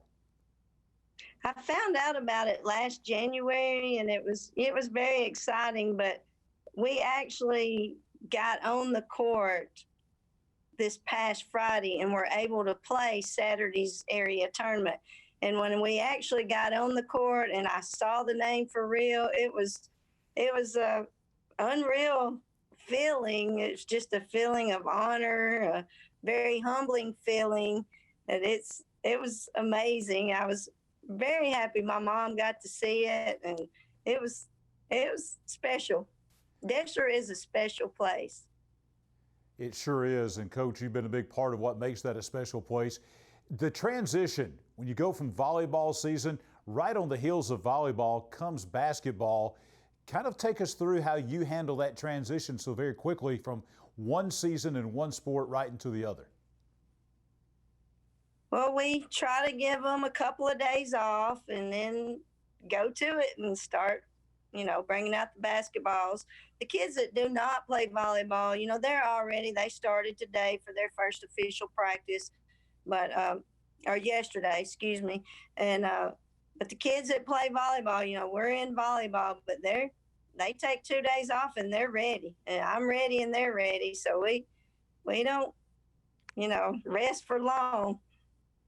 Coach, congratulations on having the court named in your honor there at Deshler High School in Tuscumbia. Best wishes to you and your team, not only in volleyball, but with basketball cranking up very soon for a successful year. And thank you for what you mean to young people, what you mean to the folks there in Tuscumbia, and for joining us here on the AHSAA Weekly. Thank you very much for having me. Coach Jana Killen, she is the head volleyball and girls basketball coach at Deshler High School in Tuscumbia, joining us here on the AHSAA Weekly. Back in just a moment. Every bank has their own app, but it's just that, theirs, not yours. At AmFirst, our app was made for you. So it's easy to pay bills, deposit checks, or transfer money to friends and family from anywhere. It's even customizable, which means you can personalize your dashboard, create usage alerts, and redeem points for rewards you'll love. And you can do it all on your own time. So what are you waiting for? Get the app made for you at AmFirst. Sarah Automotive is bringing you a sweet selection with our best pre-owned inventory of the year and new vehicles arriving daily. We're giving you early access to our Slash-a-thon sale pricing. There's never been a better time to get more for your money. We've never paid more for your trade. Get a cash offer even if you don't buy from us. At Sarah Automotive, we're stepping on the gas and loading up our lot. Come in today and get more Ford, Honda, and Nissan for your money. No tricks, just slash prices all month long. Sarah Automotive, Highway 280, Sylacauga. Continue now at halftime from Eagles Nest Stadium. Maplesville leading Autaugaville in our Thursday Night Lights game of the week, 28-6. Well, coming up next Thursday night, the Oxford Yellow Jackets have a tough game as they will travel to take on Central of Phoenix City. And for a preview of that matchup, Oxford coach Sam Adams sits down with John Holder. Coming up on WOTM, the regular season finale of our AHSAA Game of the Week will be a great game between two tradition-rich programs on Thursday night, October 28th from Phoenix City. The Central Red Devils, a powerhouse in 7A, and the Oxford Yellow Jackets, a powerhouse in Class 6A. We are joined now by the head coach of the Oxford Yellow Jackets, Coach Sam Adams. Coach, glad to have you with us again on the AHSAA Weekly. Yes, sir. Appreciate you having me on. Coach, let's just talk about your football team first and foremost, heading into a game on Friday night with Fort Payne, a region title really at stake for your football team. You played some really good football, it seems, the last couple of weeks, had a monumental win on the road at Arab a couple of weeks ago, had another road region win at Springville last week. It seems like right now that your football team is playing the best it's played all season. Yeah, that's what we're hoping. We're really getting into the games that people will remember the most when you get late into region play and starting the playoff season. I think hopefully we're peaking at the right time. We've had a young group that has a lot more experience under their belt than they did to start the season, obviously. And I think we've developed a lot in the last 5 or 6 weeks or so. Coach, you started off, as you mentioned, with a very young team to begin with, and then Pleasant Grove and Scottsboro, those two games there, you suffered a lot of injuries, and injuries to key people like your starting quarterback and your starting tailback. But now those guys are coming back. You seem like you're also maybe the healthiest that you've been in this 2021 season. Yeah, definitely so. 2 weeks ago when we played Arab, that was the first time that we had our entire roster available since we played James Clemens in the Jamboree game before the season started. So, obviously that makes a big difference having, all the guys back. And now we've, throughout the course of the season, having to sub guys in for those injured guys, we've developed a lot more depth by moving some guys around and having them play multiple positions. So, we're not really practicing the way that a lot of 6A teams may practice, the guys going on both sides, but it's definitely made us a better football team as the year's gone on. Coach Adams, tell us about some of the players that folks around the state can look for when they look in and watch this Oxford and Central game coming up on the 28th. Defensively, kind of have three guys that sort of lead the way there. Miguel Mitchell plays safety and corner. He's a Vandy commit. And then our two outside linebackers, Jordan Dobbins and Shaynon Whitfield, are just excellent players. Yeah, Miguel was selected to play in the Alabama-Mississippi All-Star game. It'll be coming up, right after the season. And Shaynon and Jordan were selected to play in the AHSAA North-South game. So those guys kind of lead the way on that side of the ball. And offensively, Jaden Thomas, sophomore running back, as you said, missed some games during the middle of the year with some injuries. But he's back full go. He's had a couple big games in a row for us. Sam Robertson's our quarterback. And he's done a great job and really was inexperienced at the beginning of the year, but now he's playing his best football. And Kyle Pilkington, our left tackle, I say left tackle, he could play any of the five positions on the offensive line over the course of one game. He's got he's really a unique talent and just one of the best football players I've ever coached. Coach, I know your focus right now as we speak on Fort Payne, obviously a region title at stake, but just looking ahead, what do you know? What do you think? Your thoughts, early thoughts on this matchup with the Central Red Devils? Well, I mean, they're one of the best teams in the state.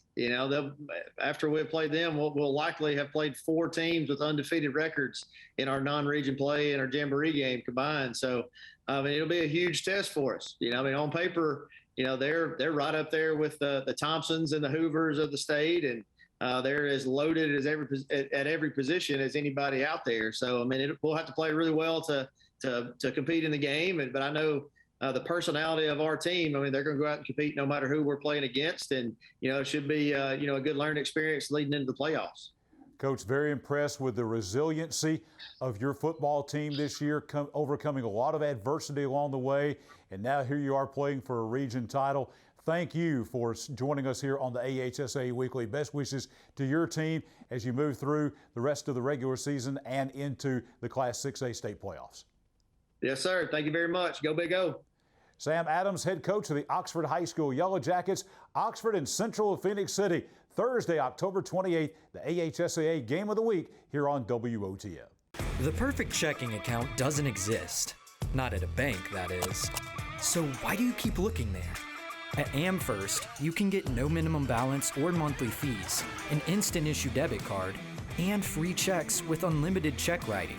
But who doesn't want more? Like a rewards program you'll actually use, and convenient digital tools that make it easy to manage your account from anywhere. Now you could try and find that at a bank, or you could save yourself the trouble by checking with us. Welcome to the award-winning Choccolocco Park in Oxford, Alabama. We believe Choccolocco Park is the place to be, and our fans agree, describing the park as breathtaking, professional, and fun for all. With plenty of parking, restrooms, concessions, and a top-notch staff, we are confident your experience will be second to none. Join us today at Choccolocco Park. And we're joined now by Autaugaville head coach Javaris Jackson. Coach, your team trailing 28-6 at halftime. What message did you have for your team in the locker room? The message I have for my team is that we just gonna have to keep fighting. We ended up giving up an onside kick that kind of set us back a little bit. It kind of did catch us by surprise, but we just got to continue to keep fighting, and we just got to continue to keep playing hard on defense. It's one of those things, Coach, where you talk about keep fighting, and there's a lot of truth in that because you were able to, number one, get a very long drive going. You're able to get some running going, especially there in that first quarter. What have you seen from your guys so far that kind of gives you some good hope going into this second half? Well, the best thing that I got see them coming out in the second half is I just told them we just got to come out with some better intensity. We're going to have to stop them on defense. When we stop them on defense, then we'll be able to get our offense rolling to put up some points because we was kind of rolling while we was running the ball on them a lot.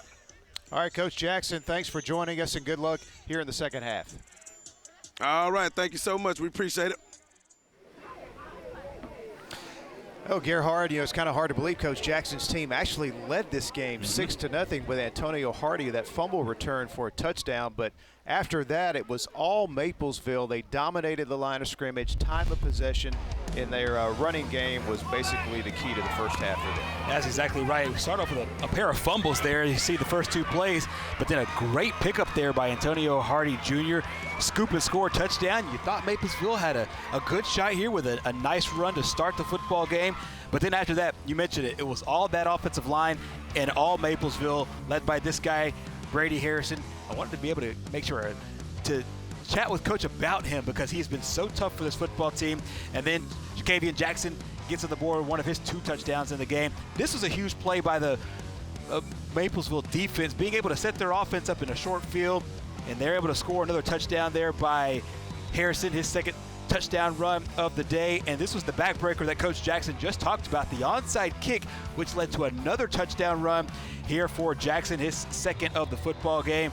And that's how we sit right now with 28-6, really led by that front offensive line, that unit playing really well for the Red Devils. Jacavian Jackson and Brady Harrison each with 2 rushing touchdowns apiece in this first half, accounting for the 4 touchdowns for Maplesville. They do get the ball to begin the second half, so that's a big drive because if they go down and score there, that may be the game breaker for them.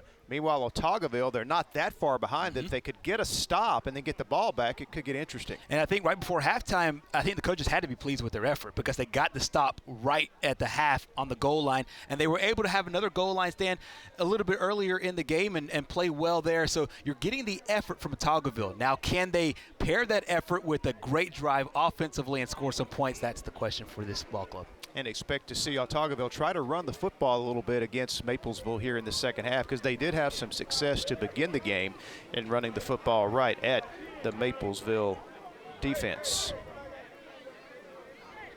There you see the young man, Jacavian Jackson, who, if you recall, if he were with us in the first half, he did go off the field with a lower leg injury, was able to come back into the game. And there you see they're still working on his tape job. And this is a look at the run where he got hurt. You see the tackle from behind as well, and so hopefully this young man will be able to perform here in the second half. So again, Maplesville to receive the second half kickoff. And we are underway from Eagles Nest Stadium with the third quarter, and here is a big return for Maplesville, as they will have great field position thanks to the return there by Bryson Pickle, the sophomore. Kickoff and special teams have really hurt these Eagles teams so far here today. Talked about the onside kick a little bit earlier, and there you see a nice run there by Bryson Pickle. And just the Eagles cannot be in a situation where they are giving Maplesville bunch of yards here in special teams, and they've done so here over the course of the day. And a good look at junior quarterback Troy McMillan, who's done a good job managing the Maplesville offense. And their first play from scrimmage looks a lot like what they did in the first half, which is Brady Harrison up the middle for a big gain on first down. Yeah, well, when you're going to anybody on this Maplesville football team out of the backfield, McMillan is not a bad option, Harrison's not a bad option. McMillan's played well as well here today. 8-yard gain, 2nd and 2.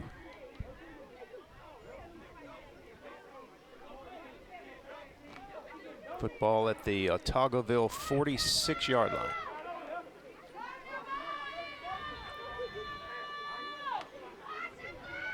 And here is the pitch to Wilson as he gets outside and picks up the first down. He's taken off his feet by linebacker Jamarcus Rose, but another big gain with the running game. And here we look at the Region 4 standings. We mentioned at the very top of the telecast that this region was already decided going into this game. Maplesville, the region champ, and the top 4 seeds are set with Notasulga, Loa Chipoka, and Billingsley. And Autaugaville sitting on the outside looking in, basically just trying to play the role of spoiler in this game tonight. That's exactly right, and just to show you just how razor tight this region was, Autaugaville not that many points away from securing a region spot in the playoffs in this region. Had a 3-point game against Notasulga a little bit earlier, and so kind of are where you are at this point. And Autaugaville seeing that they're very close, and the good thing about playing within a region with a team that is not only your region champion but a top 5 team in the state in Maplesville is you see just how far you are from the elite. I think Autaugaville can come away with this game saying, hey, we did some really good teams against a team that will compete for a state championship. Trying to hand Maplesville their first loss of the season. Here is Harrison on the keep, and he is going to have the first down. That is his biggest run of the night.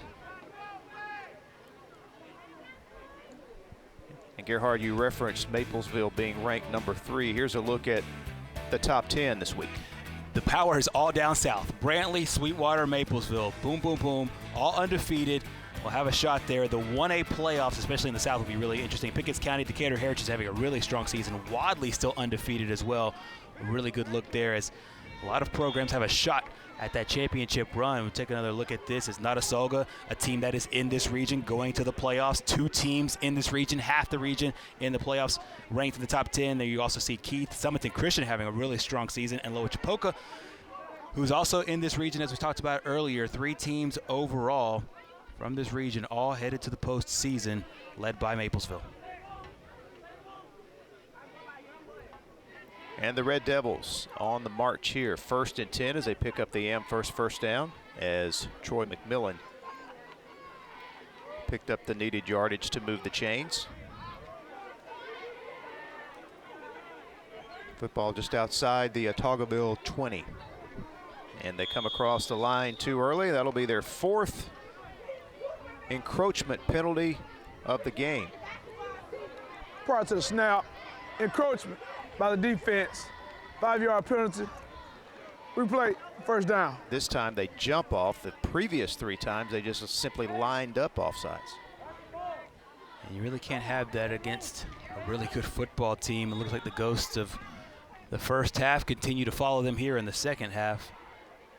And if they had any chance, they had to stop them here, and Maplesville is looking to really deliver a big knockout blow here. If they score here, it'll be a tough hill to climb for Autaugaville. The pass is incomplete. The receiver was there, Bryson Pickle, but McMillan didn't quite get enough muscle on that one. Yeah, a team that's not necessarily used to passing. They do get a lot of production from their passing game, though. We'll say they've scored 7 touchdowns on the year through the air, even though it's not their forte. But a threat down here, and we've seen it a little bit more in the red zone, looking to go through the air, unsuccessful so far. 2nd down and 5. Harrison up the middle, stays on his feet and is in. Brady Harrison, boy, that was his best run of the night. Physical run there as he gets into the end zone for his 3rd rushing touchdown of this game. The word that stuck out to me when we talked to Coach Abbott at halftime was the word physical. That's how he described how Brady Harrison plays. Here we are in this game. He's had several carries, every reason to be tired. He meets the first tackler head on, runs straight through him, straight through the second as well, and you see just how excited he is. He plays a tough, physical brand of football, and it's just a championship-type player, and an amazing run there by Harrison. And a great way to start the second half for Maplesville. 3rd touchdown run of the game. Brady Harrison is given Maplesville a 35-6 lead.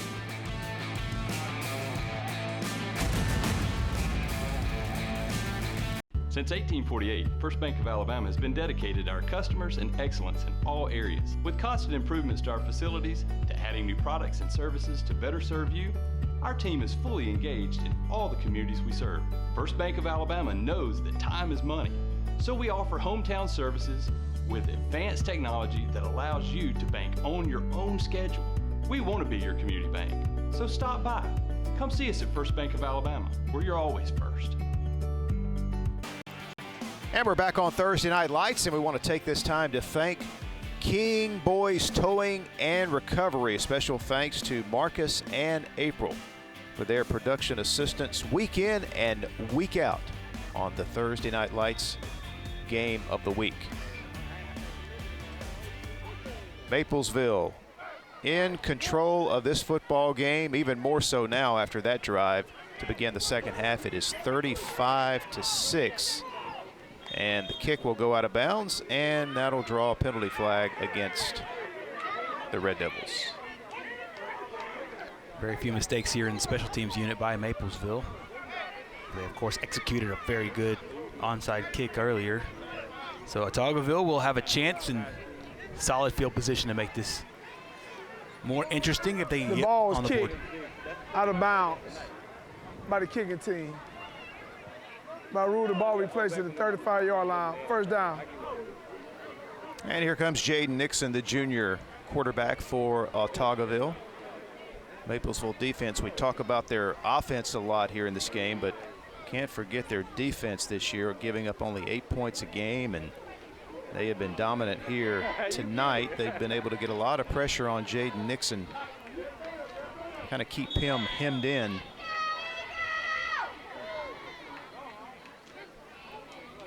First down at the 35 to begin this drive.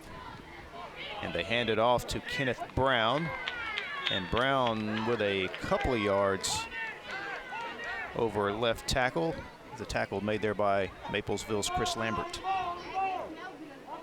Once again, it'll be interesting to see what Maplesville does with the personnel here in the second half. They ease some of the reserves into this one. Obviously, Autaugaville still looking to play aggressively. Second down and 8. They run it again. This is Golson. And Golson with hard running right up the middle. He's going to have about a 7-yard gain. Going to bring up third down and short.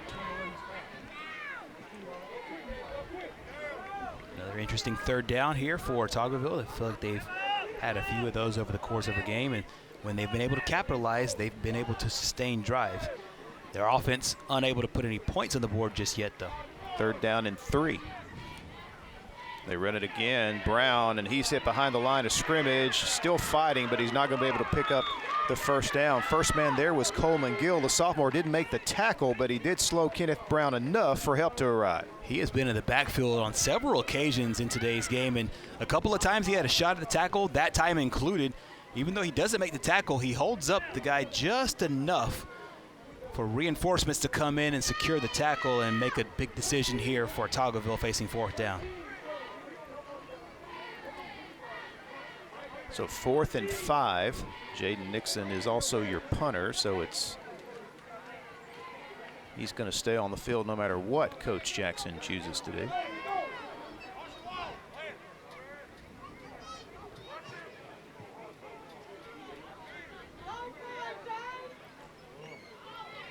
And another high snap, but they do get the punt off. And it takes a Autaugaville roll down to just inside the 20. And that is where Maplesville will start this drive with 6:01 here to play in the third quarter. Expect to see another heavy dose of running here from Maplesville. Saw a lot of Brady Harrison there on that last drive. Timeout. We'll be back to Eagles Nest Stadium. Every bank has their own app, but it's just that, theirs, not yours. At AmFirst, our app was made for you. So it's easy to pay bills, deposit checks, or transfer money to friends and family from anywhere.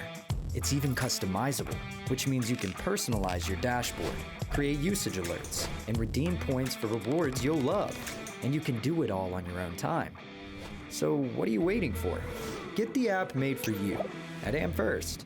WOTM is the television provider for all Alabama High School Athletic Association championship events and special programs. WOTM is your home for the Super 7 football, state finals basketball, baseball and softball state championships, the AHSAA weekly show, and WOTM also produced the first ever football playoff show, Super 7 preview show, and reclassification reveal show. Your exclusive home for all things AHSAA is WOTM. Contact your local cable provider to request WOTM to your channel lineup. And Thursday Night Lights on WOTM and the AHSAA network, presented each week by our friends at AmFirst. With locations all across the state of Alabama, AmFirst puts you first. Been a lot of AmFirst first downs for Maplesville tonight as they have been running the football behind that big physical offensive line.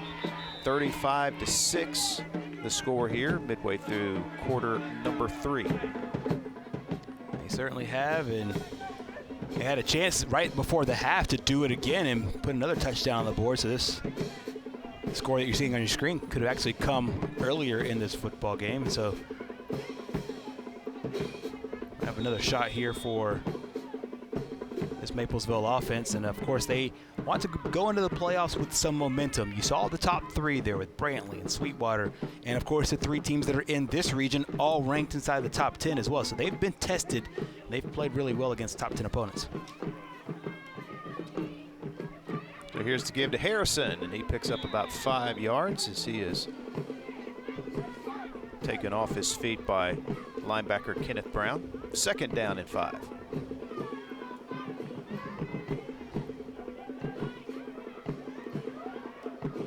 Heavy dose here of Harrison in this second half. Haven't seen DeCavian Jackson on a carry. Backfield, he's been flanked by Wilson and Harrison.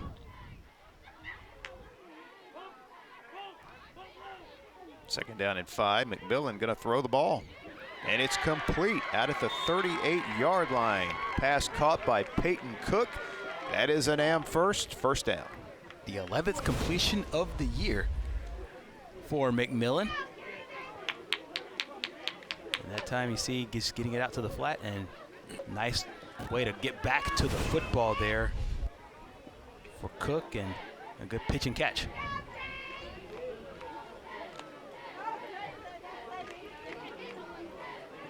Under 5 now to play here in the third quarter. 1st and 10. And a huge hole again for Harrison.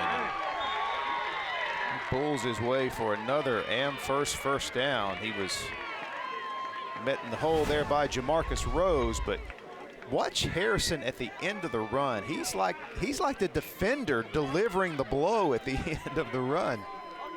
Well, we've seen him so many times coming from his Mike linebacker spot doing the exact same thing. He's just doing it now with the football in his hands. Talked about the physicality, and you heard it from Coach Abbott, and you're seeing it here. 5'7", 150. Not a big guy, but plays big for sure. Gets it again. And another 6-yard gain on first down, maybe 7 yards, tackled from behind by Ladarian Golson. He's a quintessential kind of high school football player that I think every team, every successful team has. He's not only your leader as far as being able to carry the offense, but he's got that big physical presence. And as you mentioned, not a huge player, but he plays very, very tough. And if you want to have championship runs, championship teams, you got to have guys like big number 10. And again, this is also your leading tackler on defense. Doesn't leave the field.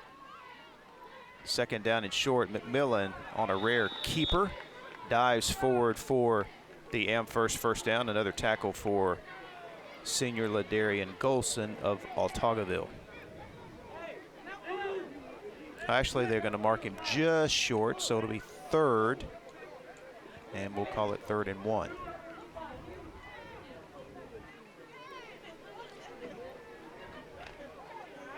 Don't think anybody in the building will be shocked if number 10 gets his hands on the football here. I think that's a good bet. And he He's got it. He was stood up after the handoff, and no surprise, able to fight forward and pick up more than enough yardage for the Amherst first down. Well, if you don't wrap up, you're not going to get him. And he ran into Deontay Hester, 51. Watch him going on the end there, and Hester has a shot at him. Probably a little bit surprised that he met him in the hole. I think he was surprised. What have I got here? Oh, got my hands full with number 10. I was going to say, the moment that he finished that statement, Harrison was already 10 yards down the field. So another first down. The drive continues. 2.5 to play third quarter. A little misdirection. This is Wilson, and he is going to fight forward very close to another Amherst first down. Tackle made that time by senior Antonio Hardy, the young man who had the fumble return for the touchdown in the first quarter.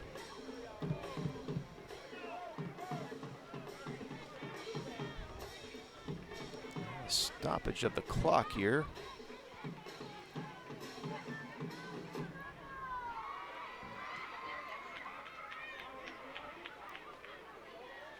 With 2:16 to play.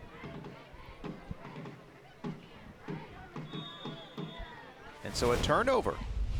Didn't see the end of the play. They strip it out apparently right there. Yeah. Yep, it looked like his forward progress was stopped, but apparently the ball was still alive. Good heads-up play there by Autaugaville. So the Eagles get it back. And this is Jamarcus Golson for a short gain on first down. And so as much of success as Maplesville's had running the football, tip your cap to the Eagles playing really well in situations defensively. You saw it by the goal line right before halftime. There you see no give up on the play and got the strip and the fumble. Really easy to deflate knowing you're not going to the playoffs. You only have 5 more quarters of football left in the year before you head on to basketball season, and you're still being able to get big plays there defensively.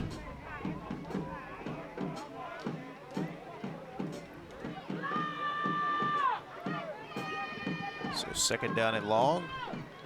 Nixon gonna air it out. Goes up top, and it is incomplete down at the 42-yard line. Pass intended for the Darian Golson. And Peyton Cook here, number 5. A nice recovery here for Maplesville, making that a little bit more difficult and getting his hands on the football there. It's a great shot there by our crew. And so at the very last second, making sure Golson did not get his hands on the football. So it's third down and 8. You see Peyton Cook, the sophomore.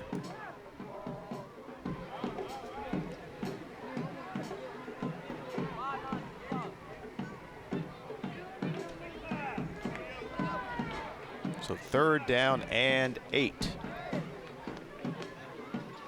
Nixon by himself in the backfield. Gonna air it out again. Golson is gonna make the grab down at the 40-yard line. We just wondered for the longest time when he'll be able to make a big play for this ball club. There you see the respect that they have for him. There's a flag down, though. It might kill the momentum of this one, but just take a look at the excellent effort by the 6'4" Golson. Double team, essentially triple team if you count that safety coming back over the top, and he's able to grab the football and catch it, and we'll check the flag.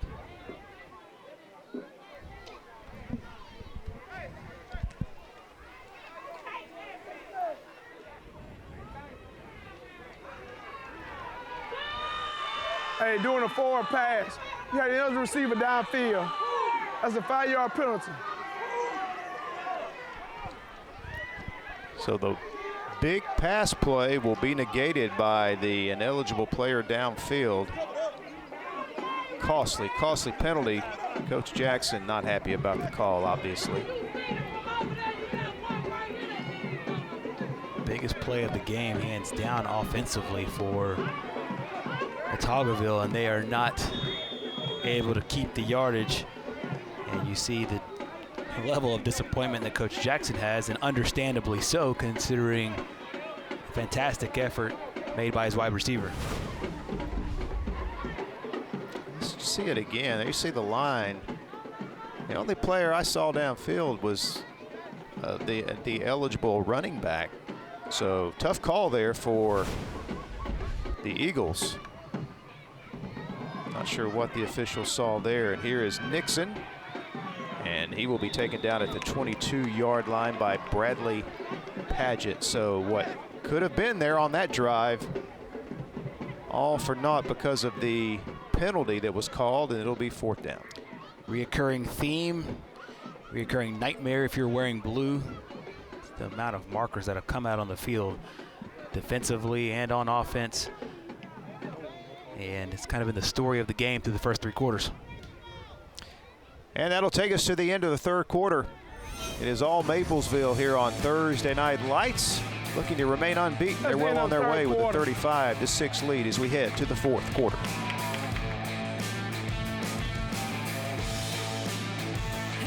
The perfect checking account doesn't exist. Not at a bank, that is. So why do you keep looking there? At AmFirst, you can get no minimum balance or monthly fees, an instant issue debit card, and free checks with unlimited check writing. But who doesn't want more?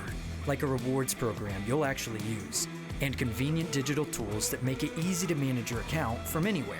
Now you could try and find that at a bank, or you could save yourself the trouble by checking with us.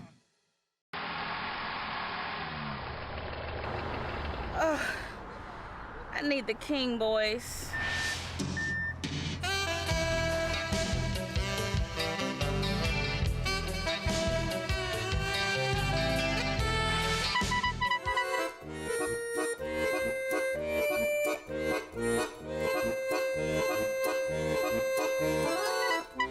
Don't call 2 clowns in a tow truck when you're dreaming of them King boys.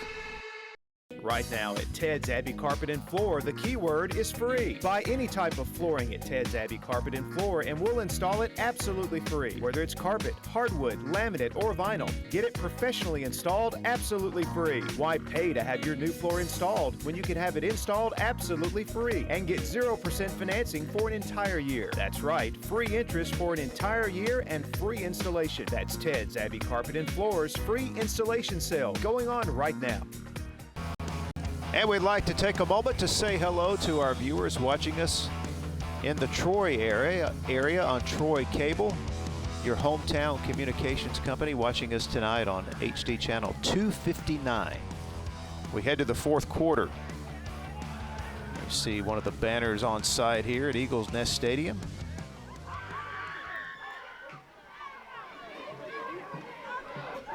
And here is Golson taking the snap and going nowhere, so that will bring up 4th down actually.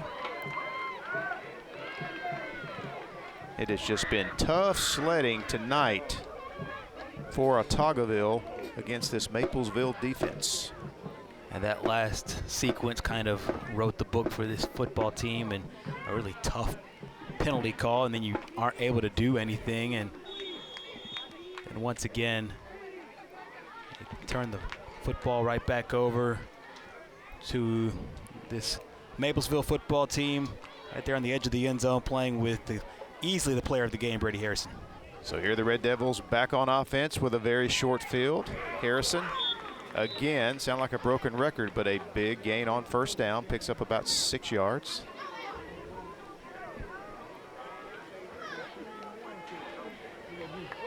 And he will go out of the game. And his night may be done. Yeah, a nice little high five there from the coaching staff, and that might be them saying, hey, we'll save you for next week in the playoff run. 2nd down. And this will be another AmFirst 1st down. We actually see a clean white jersey as Coleman Gill in on the carry that time. Yeah, he's played well defensively, Coleman Gill has, and now he's getting a chance to flex a little bit of muscle offensively. Sophomore linebacker. They really asked him to blitz a lot this game, and he did a good job being able to get towards the quarterback and come away with some big defensive plays. Gets the call again. Golson has him down low, and he'll stop his forward progress after a gain of 2 or 3 yards. I'm not sure if they're grooming this youngster to be kind of what Brady Harrison is, maybe a few years in the future, but you can tell by his physical play so far in this one, what he's done so far on defense. Playing a little bit more of outside linebacker with Harrison playing on the inside, but seeing the way he's run so far in this one, he's looks to be kind of a carbon copy of number 10.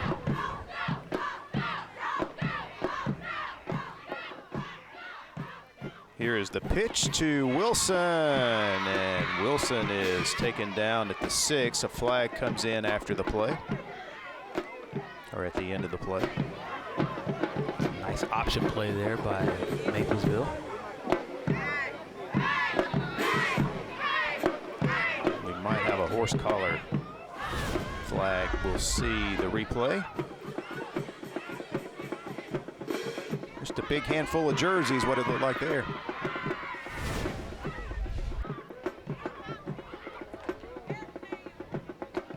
Defense.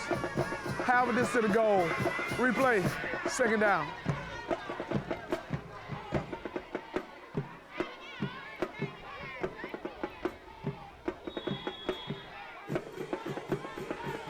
Maplesville knocking on the door again at the 2-yard line.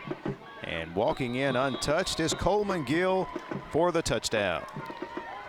I'll tell you what, I've been really impressed with Gill's play so far. It started on the defensive end and it has now continued on offense. He's a young guy, just a sophomore on this football team, running back and a linebacker. And I'm sure wearing that number 9 sits really close in the locker room, and I'm sure in team meetings. there you see him maybe forgetting for a half second. Hey, I scored a touchdown here. I need to be out here for this, for this extra point.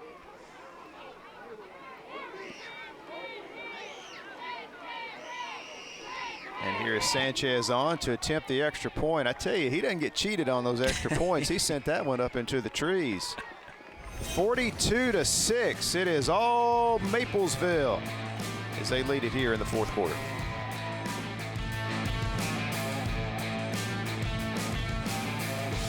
Right now at Ted's Abbey Carpet and Floor, the keyword is free. Buy any type of flooring at Ted's Abbey Carpet and Floor and we'll install it absolutely free. Whether it's carpet, hardwood, laminate, or vinyl, get it professionally installed absolutely free. Why pay to have your new floor installed when you can have it installed absolutely free and get 0% financing for an entire year? That's right, free interest for an entire year and free installation. That's Ted's Abbey Carpet and Floor's free installation sale going on right now. And back at Eagles Nest Stadium, you see there the clock is moving. That is not a mistake. We are into a running clock here in the fourth quarter with the game pretty much already decided. Maplesville in total control here, 42-6, as Sanchez looks to kick it off.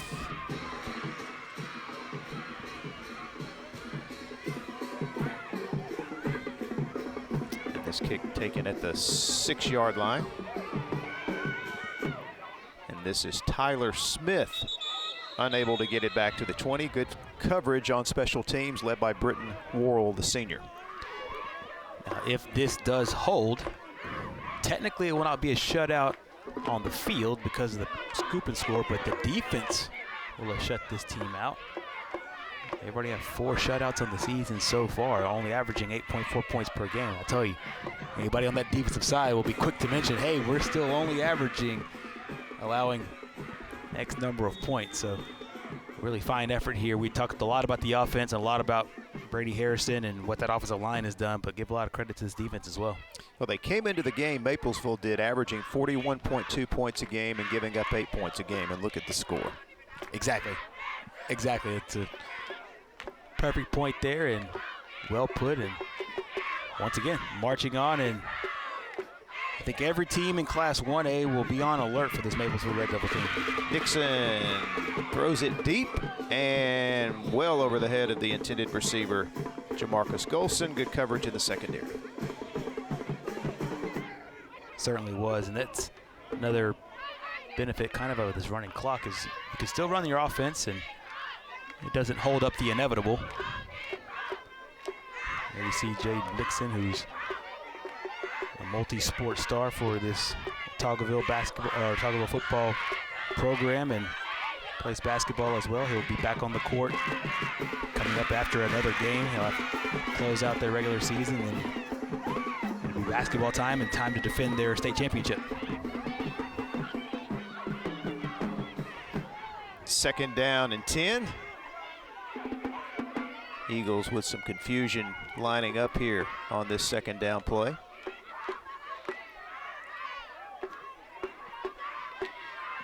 Nixon gets it over to Smith, and Smith gets it up the field for a nice gain. And here, speaking of basketball, you've been talking a lot about it tonight, Gerhard, and this is a look back to what was a great year for the Autaugaville basketball program. That's exactly right. This Autaugaville team, they're wearing blue, played against Bell Green, and it was a low-scoring game. 38-34 was the final score. There you see DeJuan Stubbs. He's graduated, but Jaden Nixon, who's the quarterback for this team, was the second leading scorer. He had 9 points in that game. Darren Golson, the head coach, Autaugaville goes a perfect 30-0, the first undefeated season since the 2001 state championship. Great look there at that basketball program, and there's a good look at Golson as well. And we'll have more from our Thursday night game of the week coming up next year. Since 1848, First Bank of Alabama has been dedicated to our customers and excellence in all areas. With constant improvements to our facilities, to adding new products and services to better serve you, our team is fully engaged in all the communities we serve. First Bank of Alabama knows that time is money, so we offer hometown services with advanced technology that allows you to bank on your own schedule. We want to be your community bank, so stop by. Come see us at First Bank of Alabama, where you're always first. WOTM is the television provider for all Alabama High School Athletic Association championship events and special programs. WOTM is your home for the Super 7 football, state finals basketball, baseball and softball state championships, the AHSAA weekly show, and WOTM also produced the first ever football playoff show, Super 7 preview show, and reclassification reveal show. Your exclusive home for all things AHSAA is WOTM. Contact your And a third down and 1 coming up out of the timeout.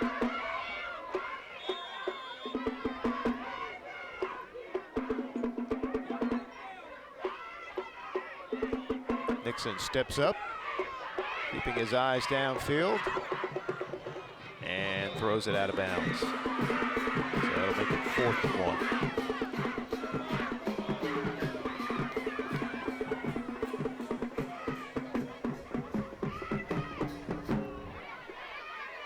Nixon has been unable to really get loose with his legs tonight. Maplesville has done a good job keeping containment, keeping him boxed up. It's a shout out and a credit to the defensive staff for Maplesville and the defensive players for the Red Devils being able to corral him in. He's having a really good year as a senior and just really making life rough for him. And he's got a shot here to extend this drive. See what they dial up on 4th.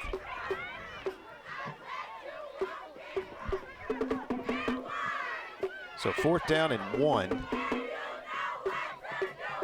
Nixon hands it off to Golson, and they're going to pick up enough yardage for the Amherst first down, and the drive will continue as we reach the 4-minute mark. Take a look at the Class 2A rankings. Yeah, Clark County still sits up top there, but this is a very competitive classification. Lynette will have a great say in it. Lynette played a 1-point game against Hanley, a great team in Class 4A. Mars Hill Bible is always good. You see Elba, Spring Garden made a run to the semifinals last year. Arrington and Cleveland, they're tied at 6. GW Long, not only a great baseball program, but a good football program as well. Laverne and Leroy, a lot of teams that have been in the rankings for a long time, a lot of premier powers there in Class 2A, so this should be a really interesting playoff as those teams march on. And B.B. Comer getting some votes as well. 1st and 10, Nixon's pass to Tyler Smith, and Smith stays on his feet for a big gain on 1st down. That'll be another Amherst first down for the Eagles. Here's 3A. Catholic Montgomery having a really strong season, picked up all but one of the first place votes from the pollsters. Piedmont coming in at number 2, a really strong season. Their only loss of the year was to Ohatchee. You see Fife there, defending state champion. Their win streak taken away a couple of weeks ago. Winfield, Lauderdale County, Sachs quietly having a nice run. Trinity in there as well. T.R. Miller, Opp, led by former Alabama coach Mike DuBose, and Bayside Academy there at number 10. As we go under 3 to play now. Nixon on the keeper. Harrison is back in, by the way. Pass downfield, and it is almost intercepted at the 10-yard line as Peyton Cook could not hold on. I think 4A might be the most wide open classification. You see Madison Academy sitting up top. Viger, a team that you and I saw here on the Thursday night game of the week. They sit there at number 2, a really strong football program, still undefeated. Your defending state champion Hanley sitting at 4. They played Gordo in that state championship game. They're at 7. So there's a lot of teams in this thing that can still make a run. See Jackson, Aniston, who knocked off Hanley last week, all in the mix. American Christian there at number 3. I think 4A is as wide open as any classification in the state.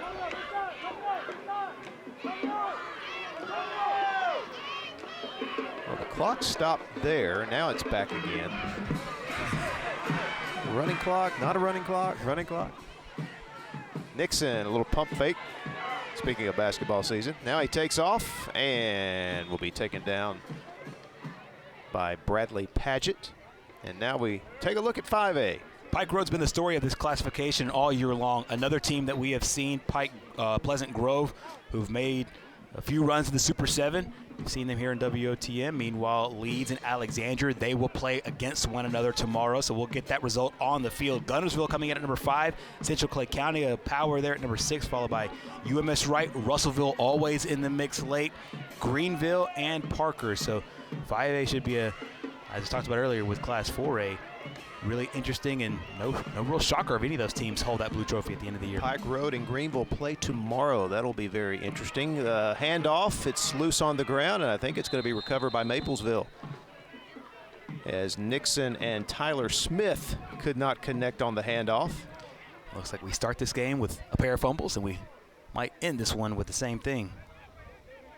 Well, they're going to, I guess, tie goes to the offense, so Autaugaville will maintain possession as we now move up. Take a look at 6A.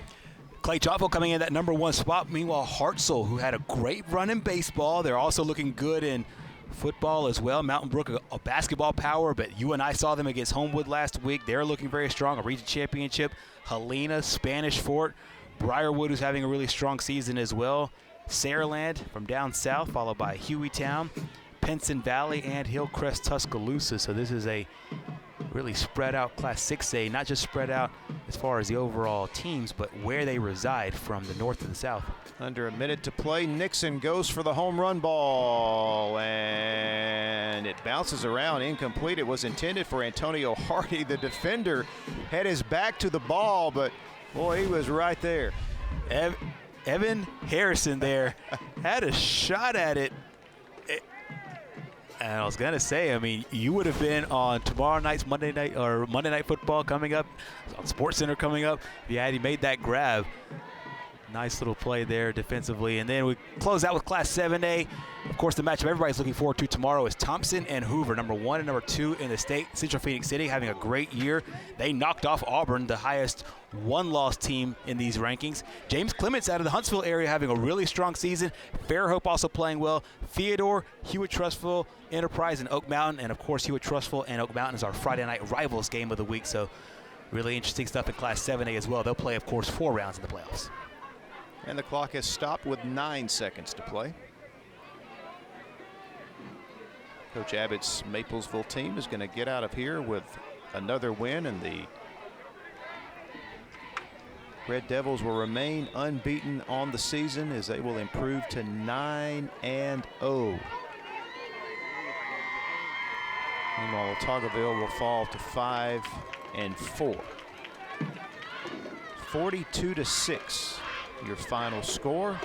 We'll take a break, come back and put a wrap on things from Eagles Nest Stadium after this break.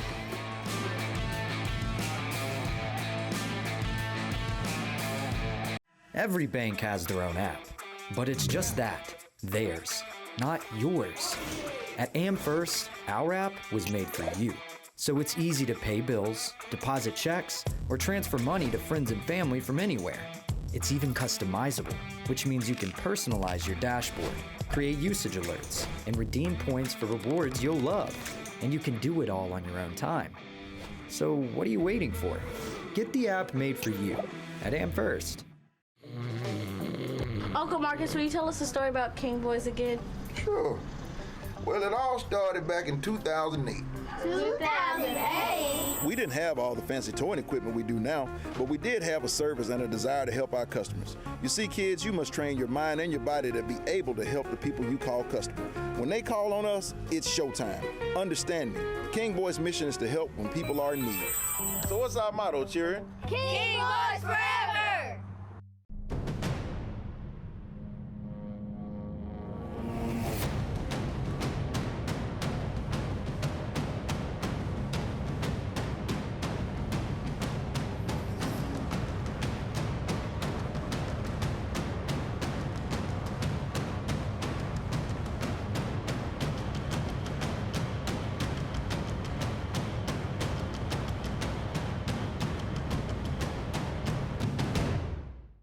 We were looking to sell our starter home and move into our dream home. After looking at all the options, we chose to work with ERA King. ERA means easy, responsive, and attention to detail. ERA King made the entire process of buying and selling a house easy. From helping us decide on a listing price to navigating the final closing, our agent worked with us every step of the way. ERA King. To us, it means always doing the right thing for every client. What will ERA mean to you? Find out at eraking.com. And we're back at Eagles Nest Stadium at Autaugaville High School. Maplesville winners tonight on Thursday Night Lights as they knock off Autaugaville by a final score of 42-6. Mickey Shadricks and Gerhard Mathangani back with you. Antonio Hardy returned that fumble for a touchdown in the first quarter. Autaugaville had a 6-0 lead. It was short-lived because after that it was all Maplesville, and it was all that offensive line and running the football and controlling the clock. They did in 4 straight possessions after that fumble, and you had to know that offense, after the defense gave them the ball, the offense had to have a sense of pride about them when they had a fumble and let up the only points of the game for Autaugaville. 4 straight possessions, 4 straight touchdowns for Maplesville. They blew it wide open, took a 28-6 lead to halftime, and then scored a couple touchdowns there at the end. All right, we're joined again by Coach Abbott of Maplesville. Coach, we mentioned at halftime how much your offensive line had dominated that first half, and really when you look at this game, it was your ability to basically move the line of scrimmage at the snap, and Brady Harrison running behind those big linemen. You just controlled the game from start to finish. Yes, sir, and we've done that all year. And of course, we don't try to hide. I mean, we're not flashy. That's how we play. We just line up. We have to move people off line of scrimmage, and Brady gets behind those big old boys, and he just runs hard for 4 quarters. All of them just play hard for 4 quarters. We talked about Harrison at the beginning of the game and then at halftime, and we talked about him just a second ago. But you also have a nice little complement there of skill players to go along with that really intense offensive line. We talked about the offensive line. It gave them a big shout out there in the first half. But guys like Jackson and guys like Gill that were able to come up with big plays, also Wilson. Just tell us a little bit about the array of talent you have and being able to spread it out. That way it's not all on Brady Harrison's shoulders. You know, Brady establishes that middle dominance, and then of course that gives people like Jacavian and Juicy Wilson and Britton Worrell and like you said, Coleman Gill opportunities to get in there and do what they do best, which is kind of a slash and dash type of run game that we can also add to the equation. So yes, their athleticism makes that whole thing a little bit more dangerous to try to stop, definitely. Coach, before we let you go, just want to ask you about Jacavian Jackson's condition. I know he had a couple of touchdown runs tonight, but he injured, I think, a lower leg injury and went out of the game, tried to come back in. Is he okay? Yeah, sir, he's fine, and he had a sprained ankle. Of course, he came back in himself, and when he said he was ready to go, he's one of the toughest kids that we have on our football team. So we let him go that last play down here on the 5. But when we went in the dressing room, we kind of analyzed where we were at in the game and, what we have left, hopefully, to play for. We decided it would be best just to let him ice that thing on the sideline and just get ready for the playoffs in 2 weeks. Well, Coach, congratulations. You remain unbeaten at 9-0 and look forward to watching you the rest of the way and obviously in the postseason, which is right around the corner. Oh, yes, sir. We sure do. And appreciate y'all coming out and giving us the opportunity to play on TV. It's a big honor for these kids to be able to do this. It's something they'll never forget. We appreciate y'all and all y'all do promoting high school sports. Thank you so much, Coach, and congratulations again. Thank you very much. All right, Maplesville winning it tonight, and we take a look at the highlights. This is we swapped fumbles there in the first quarter. We mentioned the play by Antonio Hardy that got things started off good for Autaugaville. He returned this fumble for the touchdown that gave them their only lead of the night. That's exactly right, and you got off to a nice start, and you thought Autaugaville had a great chance, but then I think this play really set up the next 4 drives. Talked about Brady Harrison at the beginning, and that's what Coach mentioned just a second ago. He says Brady establishes the run, and then you get everybody else involved. There you see Jacavian Jackson scoring on the touchdown there, and you see a great play by Coleman Gill as well as Juicy Wilson, as Coach talked about earlier, being able to come away with the big defensive play. That moved it right back to the offense. Quick big play by Jackson as well as Harrison for touchdowns. This was, I think, the killer for Autaugaville. You got the onside kick by Maplesville. They turned it into a touchdown, another touchdown by Jackson to make it 28-6 at the half. And then in this third and fourth quarters, we had the running clock. It was basically just icing on the cake. Being sure that your starters stayed fresh, you got some reserves in there and able to put it away with a nice big run there, a couple big plays and some touchdowns to close this thing out. Tell you what's obvious in watching this game tonight is this is a complete Maplesville football team. We talk a lot about that offense and that offensive line and Brady Harrison and the running backs for Coach Abbott, but that defense tonight, they did a fantastic job. As you pointed out, the defense, even though Autaugaville scored a touchdown, it was a defensive score. The defense didn't give up any points tonight. Their special teams are outstanding. They've got a kicker that can kick it in the woods, and they executed the onside kick tonight. This is a very complete football team for Maplesville. They really are, and I think they play a brand of football that they know themselves. They don't play to the opponent. As Coach just said a minute ago, we know who we are. We play to our strengths. So they start the game with Harrison, and then they let their skill players come out after that. Defensively, they're led by Harrison at that Mike linebacker position, but that front line is really good, and the secondary is really good as well. I think they match up with any team in the state, and it won't be a bit surprised if they're playing for that Blue Championship trophy. And total domination tonight at Eagles Nest Stadium as they defeat Region 4 opponent Autaugaville 42-6. That'll put a wrap on things. Thursday Night Lights tonight from Autaugaville High School. Thanks for joining us. For Gerhard Mathangani, I'm Mickey Shadrick saying so long, and we'll see you again next week as Oxford travels to Central Phoenix City. Good night from Autaugaville.